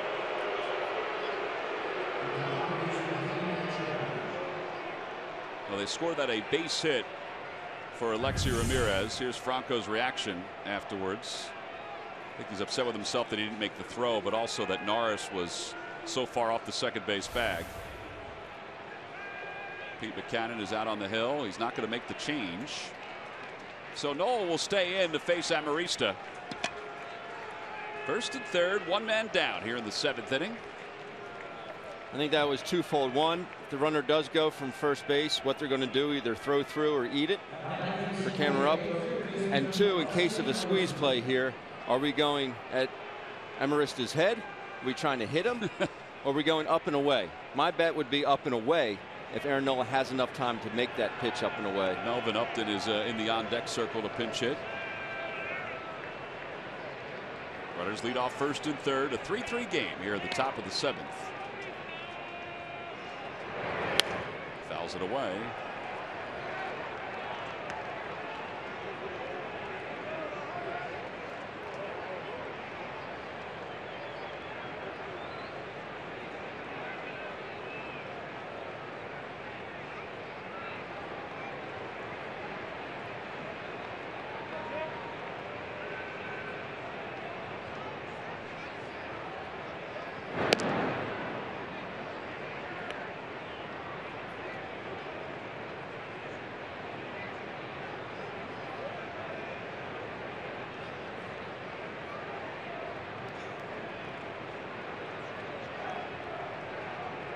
Throw you a pair here, Aaron.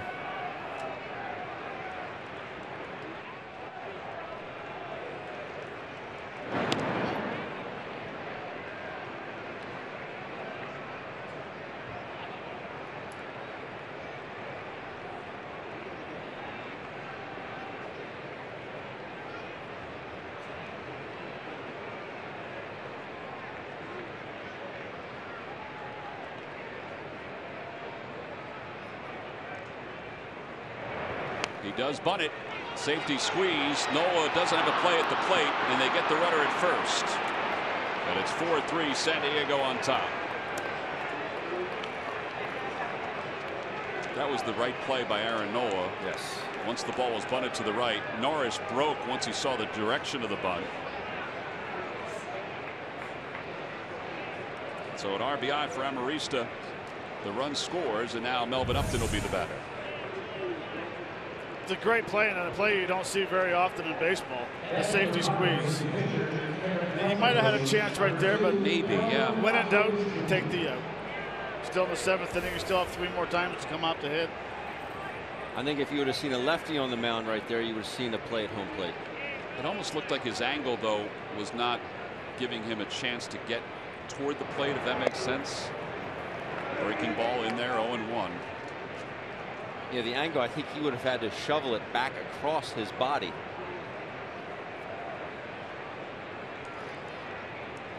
So here's Melvin Upton. Curveball hit toward third, scooped on one hop by Maikel Franco. He delayed the throw. It's dug out by Darren Ruff. And the side is retired. A run does score here in the top of the 7th. Time to stretch with the Phillies down 4-3.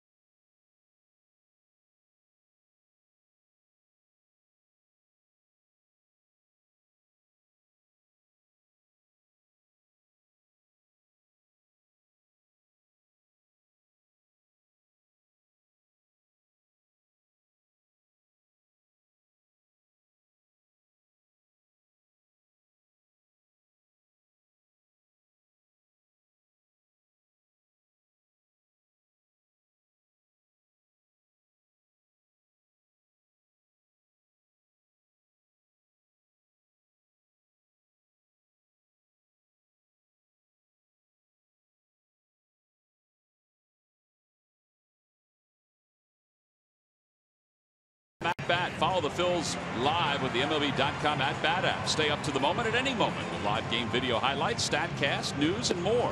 Download MLB.com at bat, the #1 app for live baseball on your phone or tablets. Bottom of the 7th inning, the Phils down by 1, 4-3. Will Myers moves over to first base for the San Diego Padres. Melvin Upton, who made the last out, stays in the game to play left field. And the new pitcher is right-hander Carlos Villanueva, his 3rd game, the veteran right-hander who has started and relieved during the course of his career. So far 5 innings in 2 games. He'll face Cedric Hunter. And Cedric hits one sharply right into the shift. Spangenberg is up with it. And 1 away here in the bottom of the 7th inning. Time now for our Hyundai defensive play of the game. This was a good play by Peter Borges. Yeah, it was very nice. It's all about getting a very good jump. He went to his right. Tremendous jump. Good read. Cut the angle down. Good concentration. Almost every time a ball is hit up there, you think they're going to make the play. That's your Hyundai defensive play of the game, brought to you by your local Hyundai dealers. Peter Borges stands in and takes a strike from Villanueva. Emmanuel Burris has come out of the on-deck circle.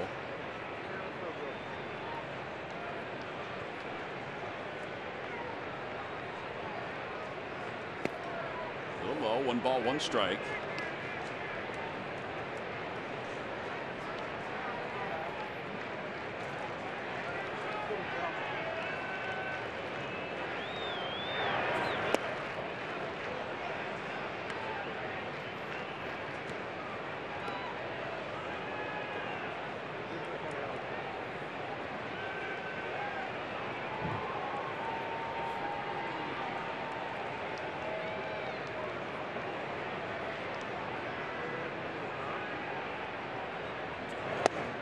And a strike 3 call at the knees. So Borges is rung up 2 away, and here comes Emmanuel Burris. NBC 10 first alert weather. Accurate, immediate, reliable. Pennsylvania, New Jersey, and Delaware. Count on it.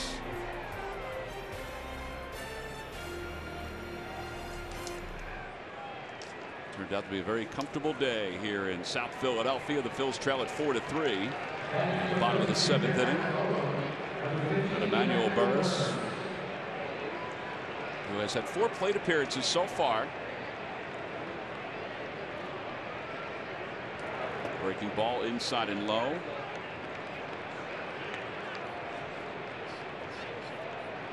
So his numbers as a pinch hitter. Aaron Nola is done after 7 innings. So back-to-back outings in which he's gone 7 innings.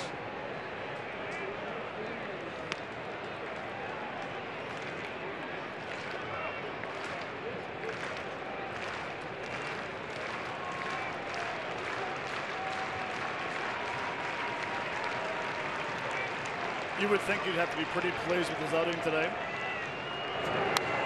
Of course, you always second-guess yourself, but maybe I should have tried to get the runner at home plate. But all in all, he threw tremendous today. Another outing for the Phillies starters with no walks, which I absolutely love. Sometimes you just flat out have to walk a person or a hitter in a certain situation. Boy, is she adorable.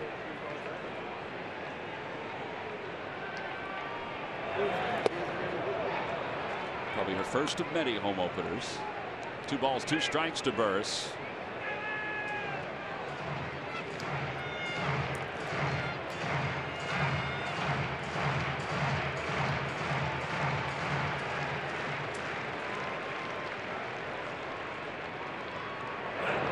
Swing and a miss. And Burris strikes out, so an easy inning for Villanueva. He retires the Phils in order here in the 7th. Yep, it's busy all around Citizens Bank Park. Take advantage of it.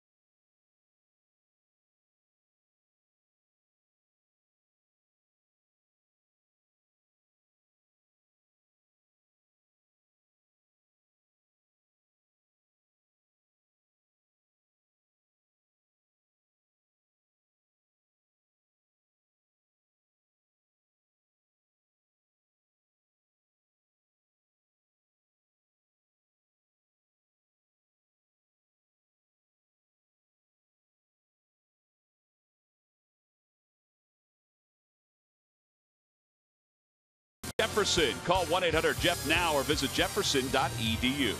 By Chevrolet. Visit your local dealer at chevydealer.com. And by Xfinity. Xfinity X1 will change the way you experience TV.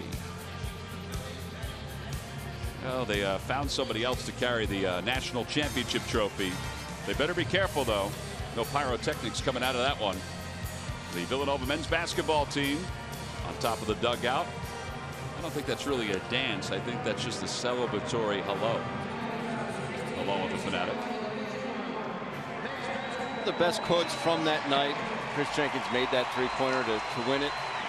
So what was your thoughts when you released that basketball? He said, ball game. I love it. To have that much confidence, Jay Wright preaches. You let it go, believe it's going in. Well, there it is. If you're sitting courtside and watching it release, it looked pretty good as soon as it left his hands. James Russell is the new pitcher for the Phillies as we start the top of the 8th inning, a one-run game. Had a little controversy in this game. A ball hit into shallow left field off the bat of Darren Ruff. Third base umpire Will Little called an infield fly. See Russell's numbers so far in 3 games. And then Odubel Herrera was tagged out on his way to third base for a double play. 1 run did score. The Phils had the bases loaded and nobody out in that inning.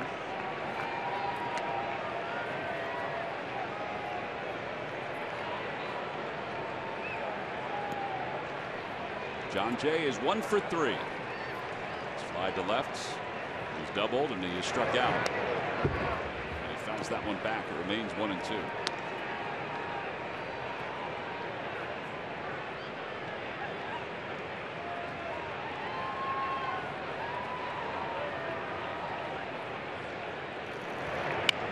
Ground ball to first base. It's foul.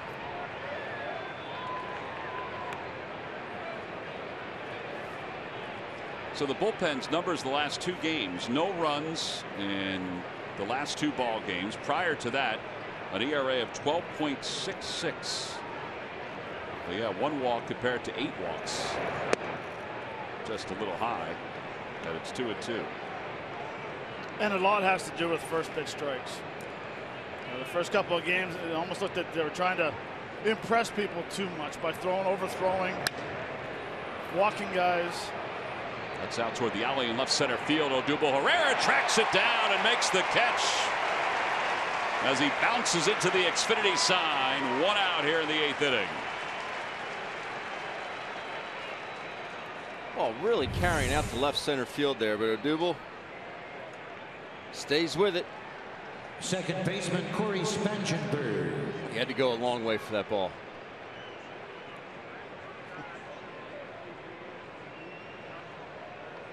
Well, we saw in spring training, they taught him how to run to the spot. That's what you call running to the spot where the ball's coming down. Yeah, and he's just getting better and better as a center fielder. Last year, you wouldn't have seen us take his eyes off the baseball twice. Now he's feeling more comfortable going right, left, in, doesn't matter. He's being able to take his eye off the ball and pick it back up. Spangenberg 0 for 3. A little low, 2 balls and no strikes.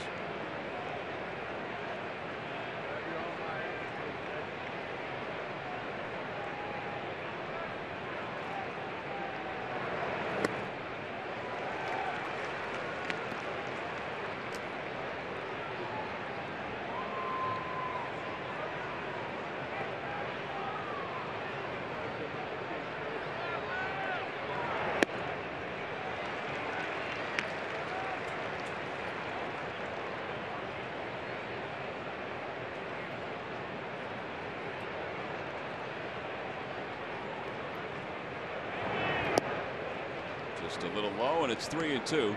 In the Phillies half of the 8th inning, it'll be Galvis, Hernandez, and Herrera, the top of the order. Phillies down by 1. Matt Kemp on deck for the Padres. Spangenberg fouls it off.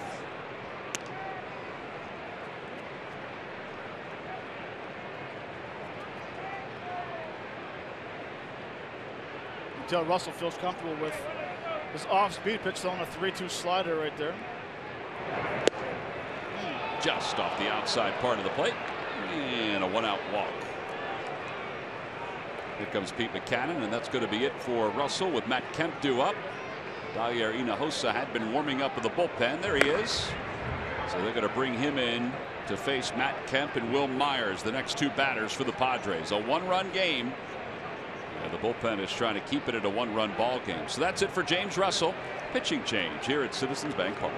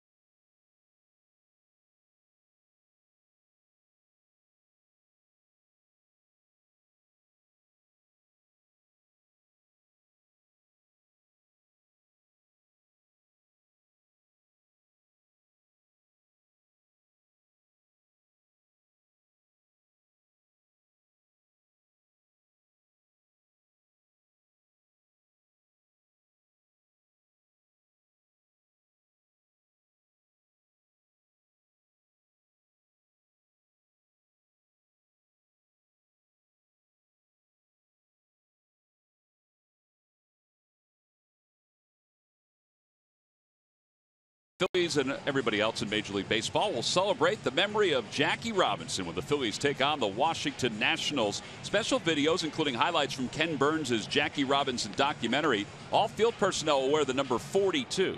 Tickets can be purchased by going to Phillies.com. That Ken Burns documentary premieres on PBS today and tomorrow. I think a lot of people are looking forward to that. There is the opening day cap that was given out to all fans coming to the ballpark here this afternoon. Boy, a great giveaway. And what's turned out to be a very nice day, a 1-run game.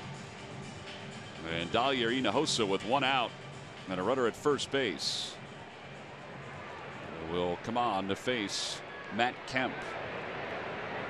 Hinojosa, strikeout pitcher, only has 1 so far in his 3 games. James Russell credited with a third of an inning, responsible for the runner at first, and the first pitch is in there for a strike.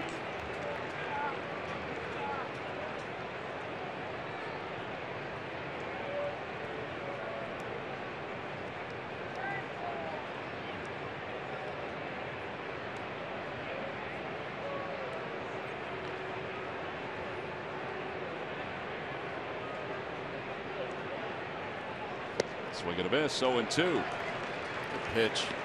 Well, that's such a key. We talked about it the last couple of days, getting strike 1 and work it ahead.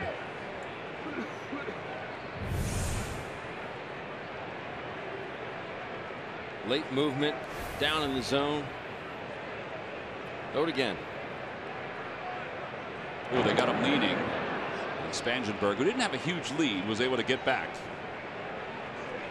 Derek Brock, who was a base stealer during his days as a pro.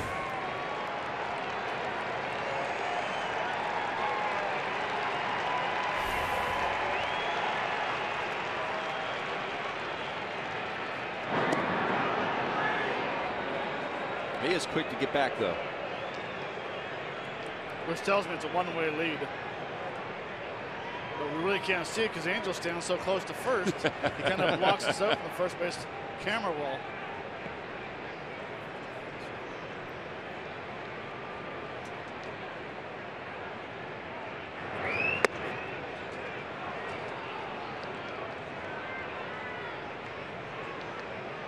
One ball and 2 strikes. That's the velocity that last year we saw Hinojosa throw right there. 95, top out at 96 at times. with a very good slider and an outstanding split finger fastball.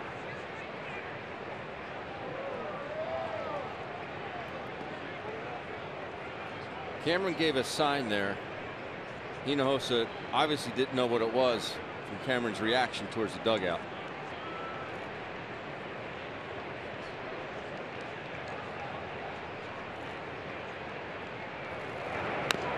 Little tapper foul.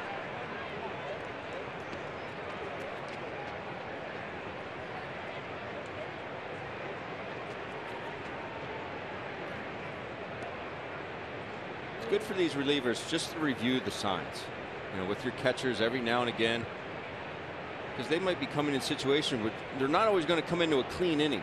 It's going to be either runners on base. You have to make sure you know the signs.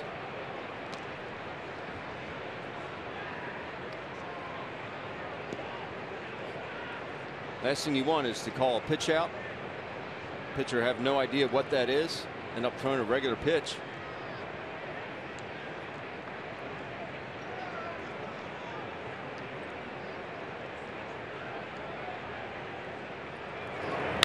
Over to shortstop on one hop. Flag down by Freddie Galvis. They get 1 and 2. Useful. 6-4-3 double play. It wasn't easy from the get-go. The throw to second didn't have a whole lot on it, but then Hernandez put a little extra on as he threw over to first. This keeps it in a one-run game. Freddie Galvis on a tough hop, a soft flip, and then a good strong throw over to first. We head to the bottom of the 8th.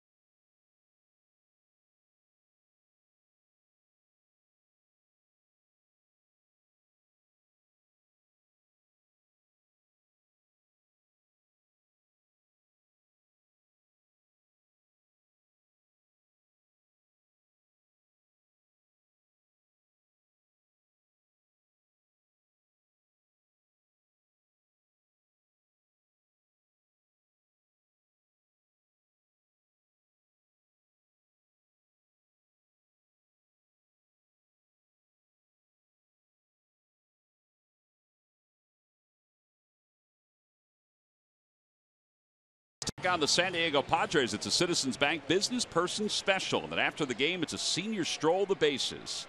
Tickets can be purchased anytime by going to Phillies.com. Along with Matt Stairs, Ben Davis, Greg Murphy, I'm Tom McCarthy. This is game 1 of that 4-game series between the Phils and the Padres.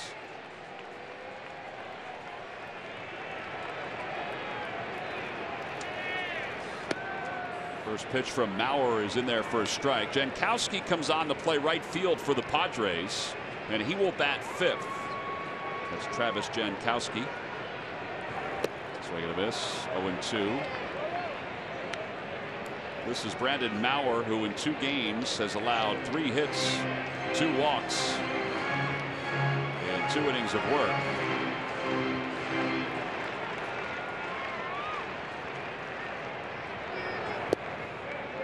6 outside.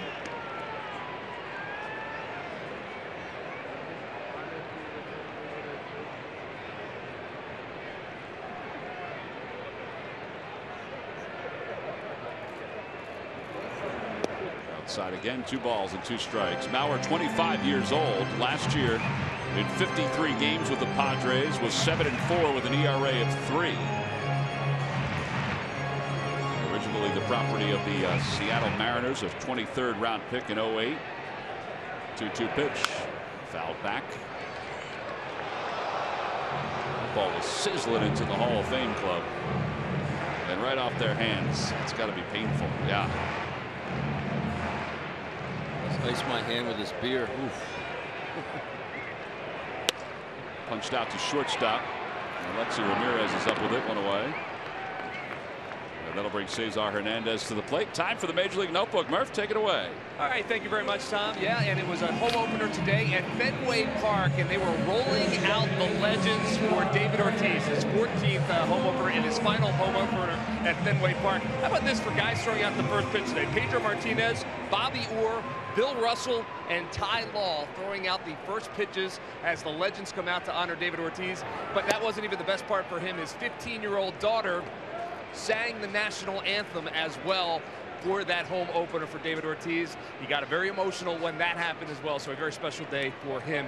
And speaking of honoring a legend, how about in Los Angeles, the Dodgers honoring Vin Scully, his 67th year of broadcasting for the Dodgers, and of course his final one. And they have renamed the avenue that Dodger Stadium sits on Vin Scully Avenue. It was Elysian Park Avenue. It's officially named now Vin Scully Avenue to honor him, and certainly that is well deserved.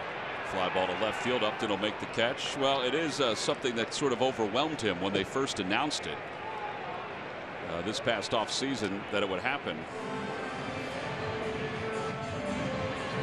By the way, in that game up in Boston that Murph was talking about, Chris Davis, a 3-run home run. Mark Trumbo was having a great start first week of the season, the 3-run home run. David Price was the starter. He went 5, allowed 5 hits and 5 earned runs. Walked a couple. Here's Odubel Herrera with 2 men down. 7 in a row retired, 7 hitters in a row, 8 outs for the Padres bullpen in relief of Andrew Kastner. No balls and 1 strike to Odubel Herrera. In a day that we're so accustomed to shifts, now we're seeing it more so with righties. This is about as straight up as you're going to see a defensive alignment. It's kind of boring to watch, isn't it? It is.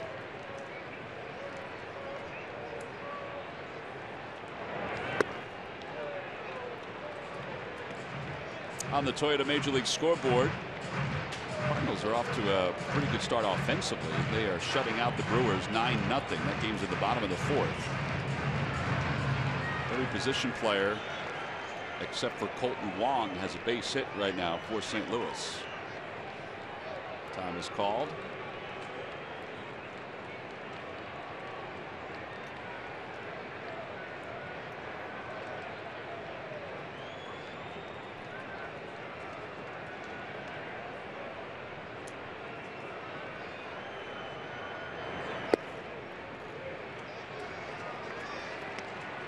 By the way, going back to that infield fly rule call from before, we had mentioned that it could be a rules interpretation, that they can go and ask New York about that. That was not a reviewable call. So once Will Little made the infield fly rule call, that was it. Even though you can check on the rules and scoring and things like that with New York, that was one that is not reviewable.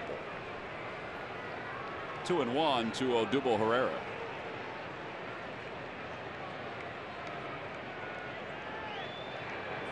Outside 3-1. Speaking of rules, I guess it's not required for the hitter to stay in the batter's box anymore. No, they really don't enforce that one. I knew that was one rule that would not stick.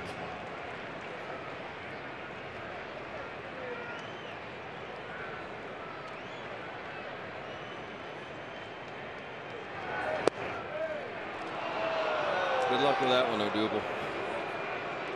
97 down and away. 3-1. I mean, this is just paint. That is right overhead. A little off the plate, but close. 3 balls, 2 strikes to Herrera. And he fouls that one right at the dish.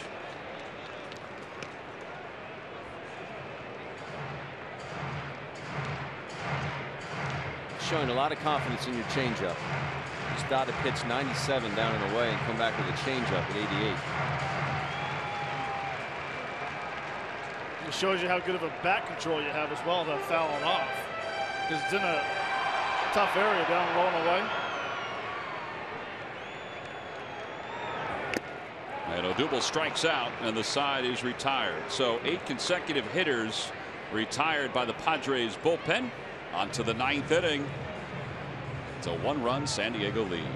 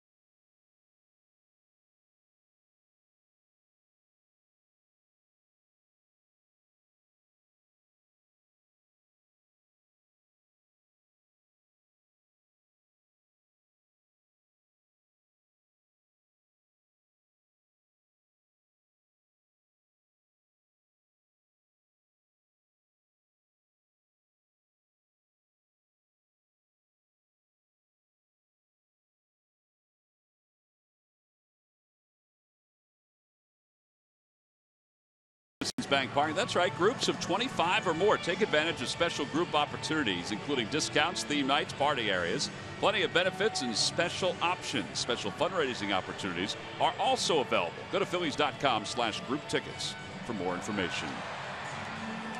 4-3, Padres on top as we go to the top of the 9th inning. Every time the Phillies pitchers retire, the opposition 1-2-3. Comcast will make a contribution to Phillies charities. Phillies baseball is brought to you by Xfinity. Xfinity X1 will change the way you experience TV.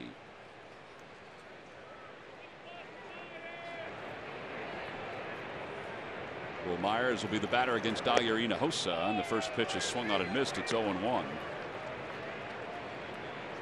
Keep this a 1-run ball game.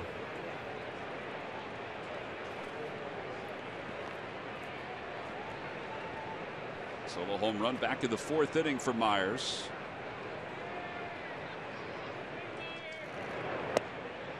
Oh, 0-2. Fernando Rodney is the closer for the Padres. He and his crooked hat are out in the bullpen warming up. And his bow and arrow. That is somewhere, yeah. Here's the 0-2 pitch coming to Myers. And it's 1 ball and 2 strikes.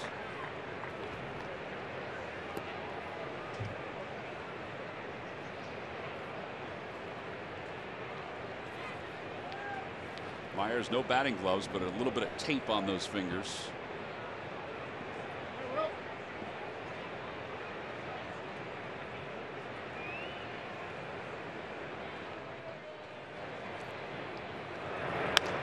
Over to second base. Cesar Hernandez is up with it. And 1 out.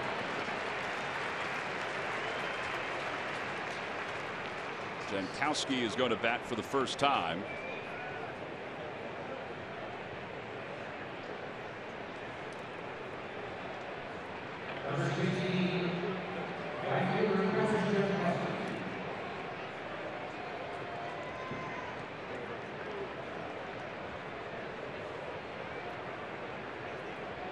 Jankowski so far in limited at bats has a .333 average.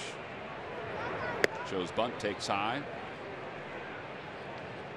He's from Lancaster and was selected by the Padres out of Stony Brook in the first round in 2012.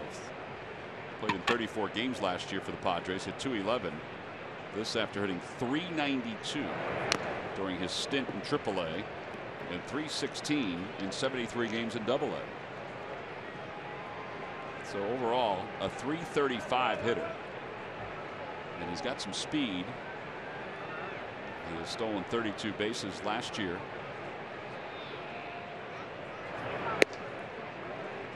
Splitter outside, 2-1.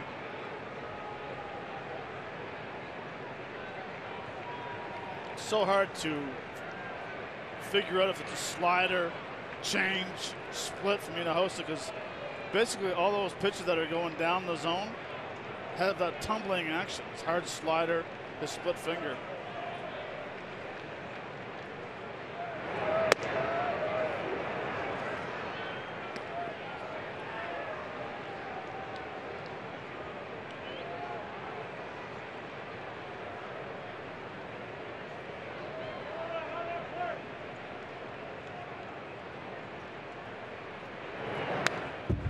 Back to the screen. It's 3-2. Phillies half of the ninth inning. It's Franco, Ruff, and Rupp. Those are the scheduled hitters. 4, 5, and 6. Down by 1, trying to keep it at a 1-run deficit.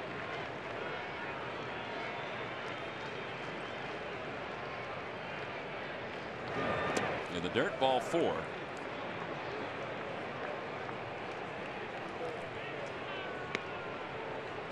NBC 10 News today. Start your day with Tracy, Vi, Jessica, and Bill. Get the local news, weather, and traffic info you need. NBC 10 News today, every weekday morning at 4 a.m. Count on it. It's usually when Matt gets up. 4 a.m. Here's Derek Norris, who doubled his last time. Outside, 1-0. Say getting up or getting in? Oh, those were the days.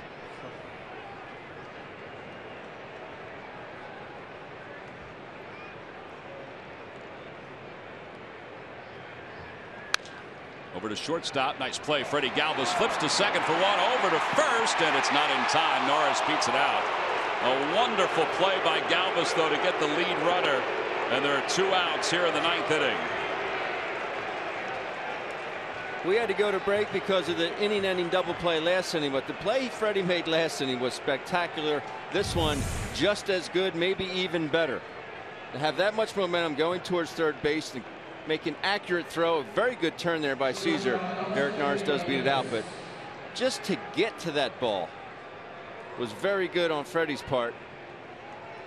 Derek Norris, very good play on his part to hit the front of that bag.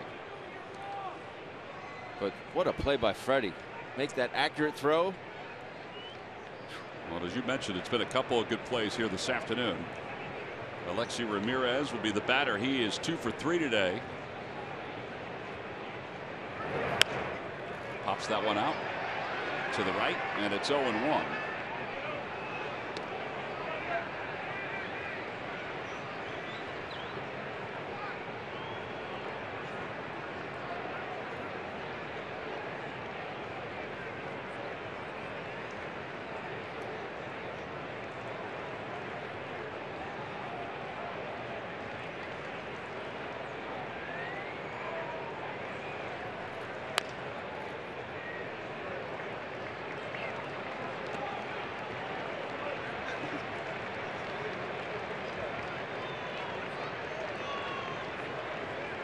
Kept his feet in.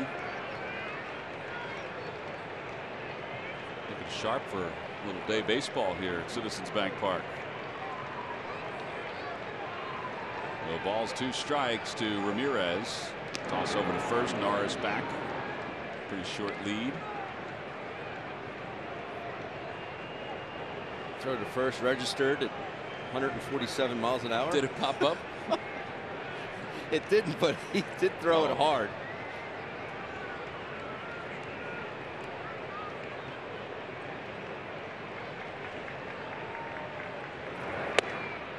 Just a bit outside, 1-2. A reminder to game 2 tomorrow, 7 o'clock. Phillies and the Padres will be on the Comcast network. Charlie Morton gets the start for the Phils. Robbie Erlin gets the start for the Padres. 1 ball and 2 strikes to Ramirez. Over to shortstop. Galvis another chance. Short way to second. Side is retired. So last chance for the Phillies as we head to the bottom of the 9th inning. They'll face Fernando Rodney, the closer for the Padres. Here we go. It's Maikel Franco. He'll start things off. He'll be followed by Darren Ruff. And then Cameron Rupp with the Phillies trailing it by 1.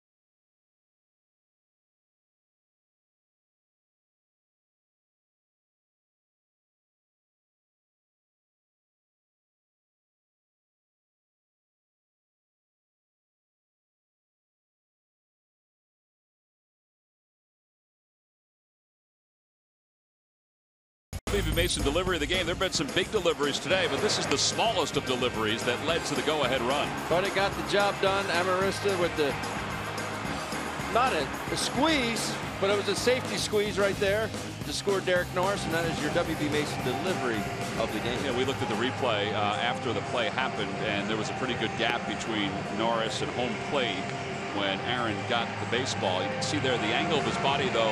His right shoulder was going away from home plate, so he might have had a turn and then, as you said, Ben, shovel to the plate. I don't know if he would have gotten him. He decided to go for the out, and now it's left to the bottom of the 9th inning with the Phillies down by 1. Among the active pitchers, Fernando Rodney has 236 saves, which is 4th highest. His high water mark was 48 saves during an all-star season back in 2014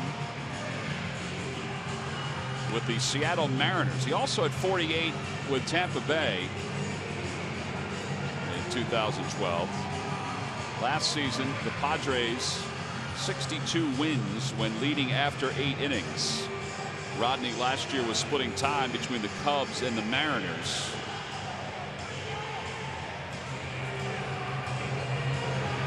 So Maikel Franco will lead things off here in the bottom of the 9th inning. The Phillies down by 1. Franco has 2 hits today. He singled his first time up after a pop out in the 4th inning, single to right in the 6th inning. That made the bases loaded in that inning. And then Ruff popped the infield fly roll to shallow left field. Franco takes a strike. It's 0-1. Oh, Rodney still hits it at 95 miles an hour. Yeah, with his tremendous changeup. That's his best pitch. And this changeup almost seems like it stops halfway to home plate.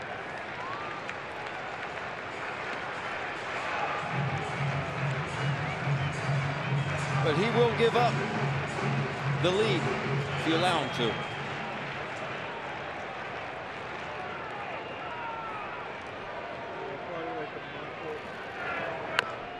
Pulls it foul. That was the changeup that Matt was talking about. I mean, it's 15 miles an hour difference than his heater. When you gear up as a hitter to hit off his fastball, and you're throwing 95, and all of a sudden you pull the string at 81.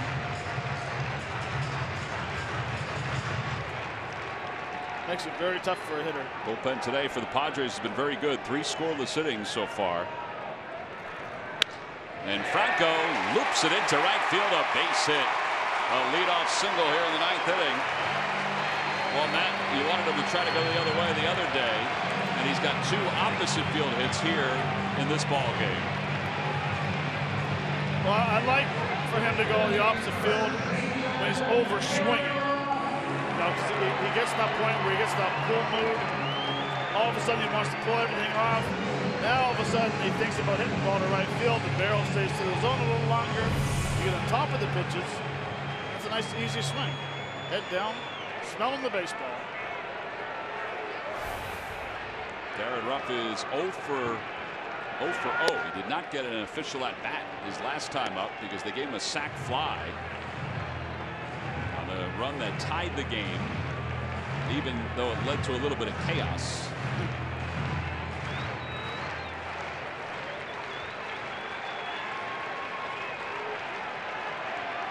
No balls and 1 strike to Ruff. 1 ball, 1 strike, 95 on that fastball.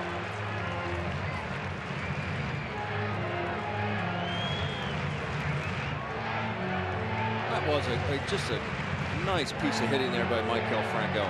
First pitch that Rodney thrown, just a tough pitch. Nothing you can do with it. 0-0. The pitch he got for hit, pretty much the same location, but just slightly elevated. That one is smoked foul.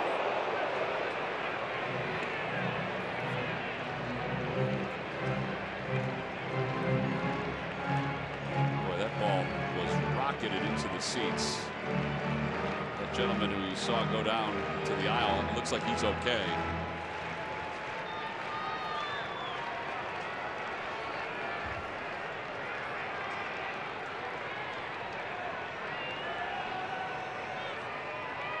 One ball and 2 strikes.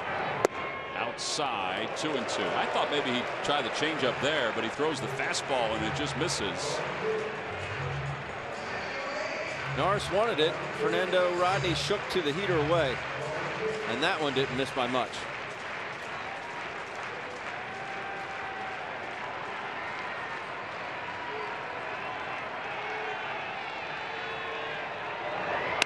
Chopper back toward the middle. Ramirez has got it, and that'll be a double play.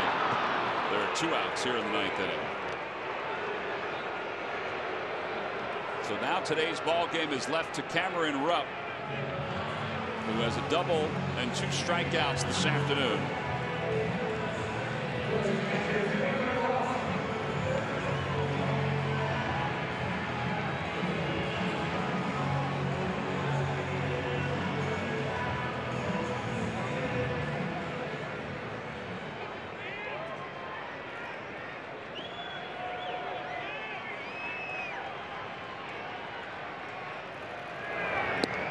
Swing and a miss. 96 on that fastball from Rodney.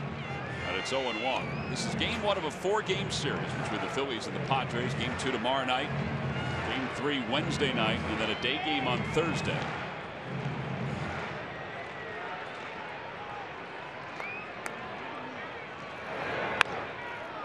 Got him out front. And now it's 0-2. That's a quick pitch changeup.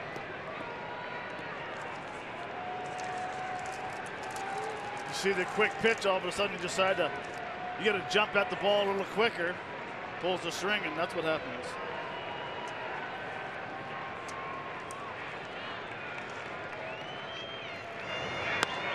Popped him up right side of the infield.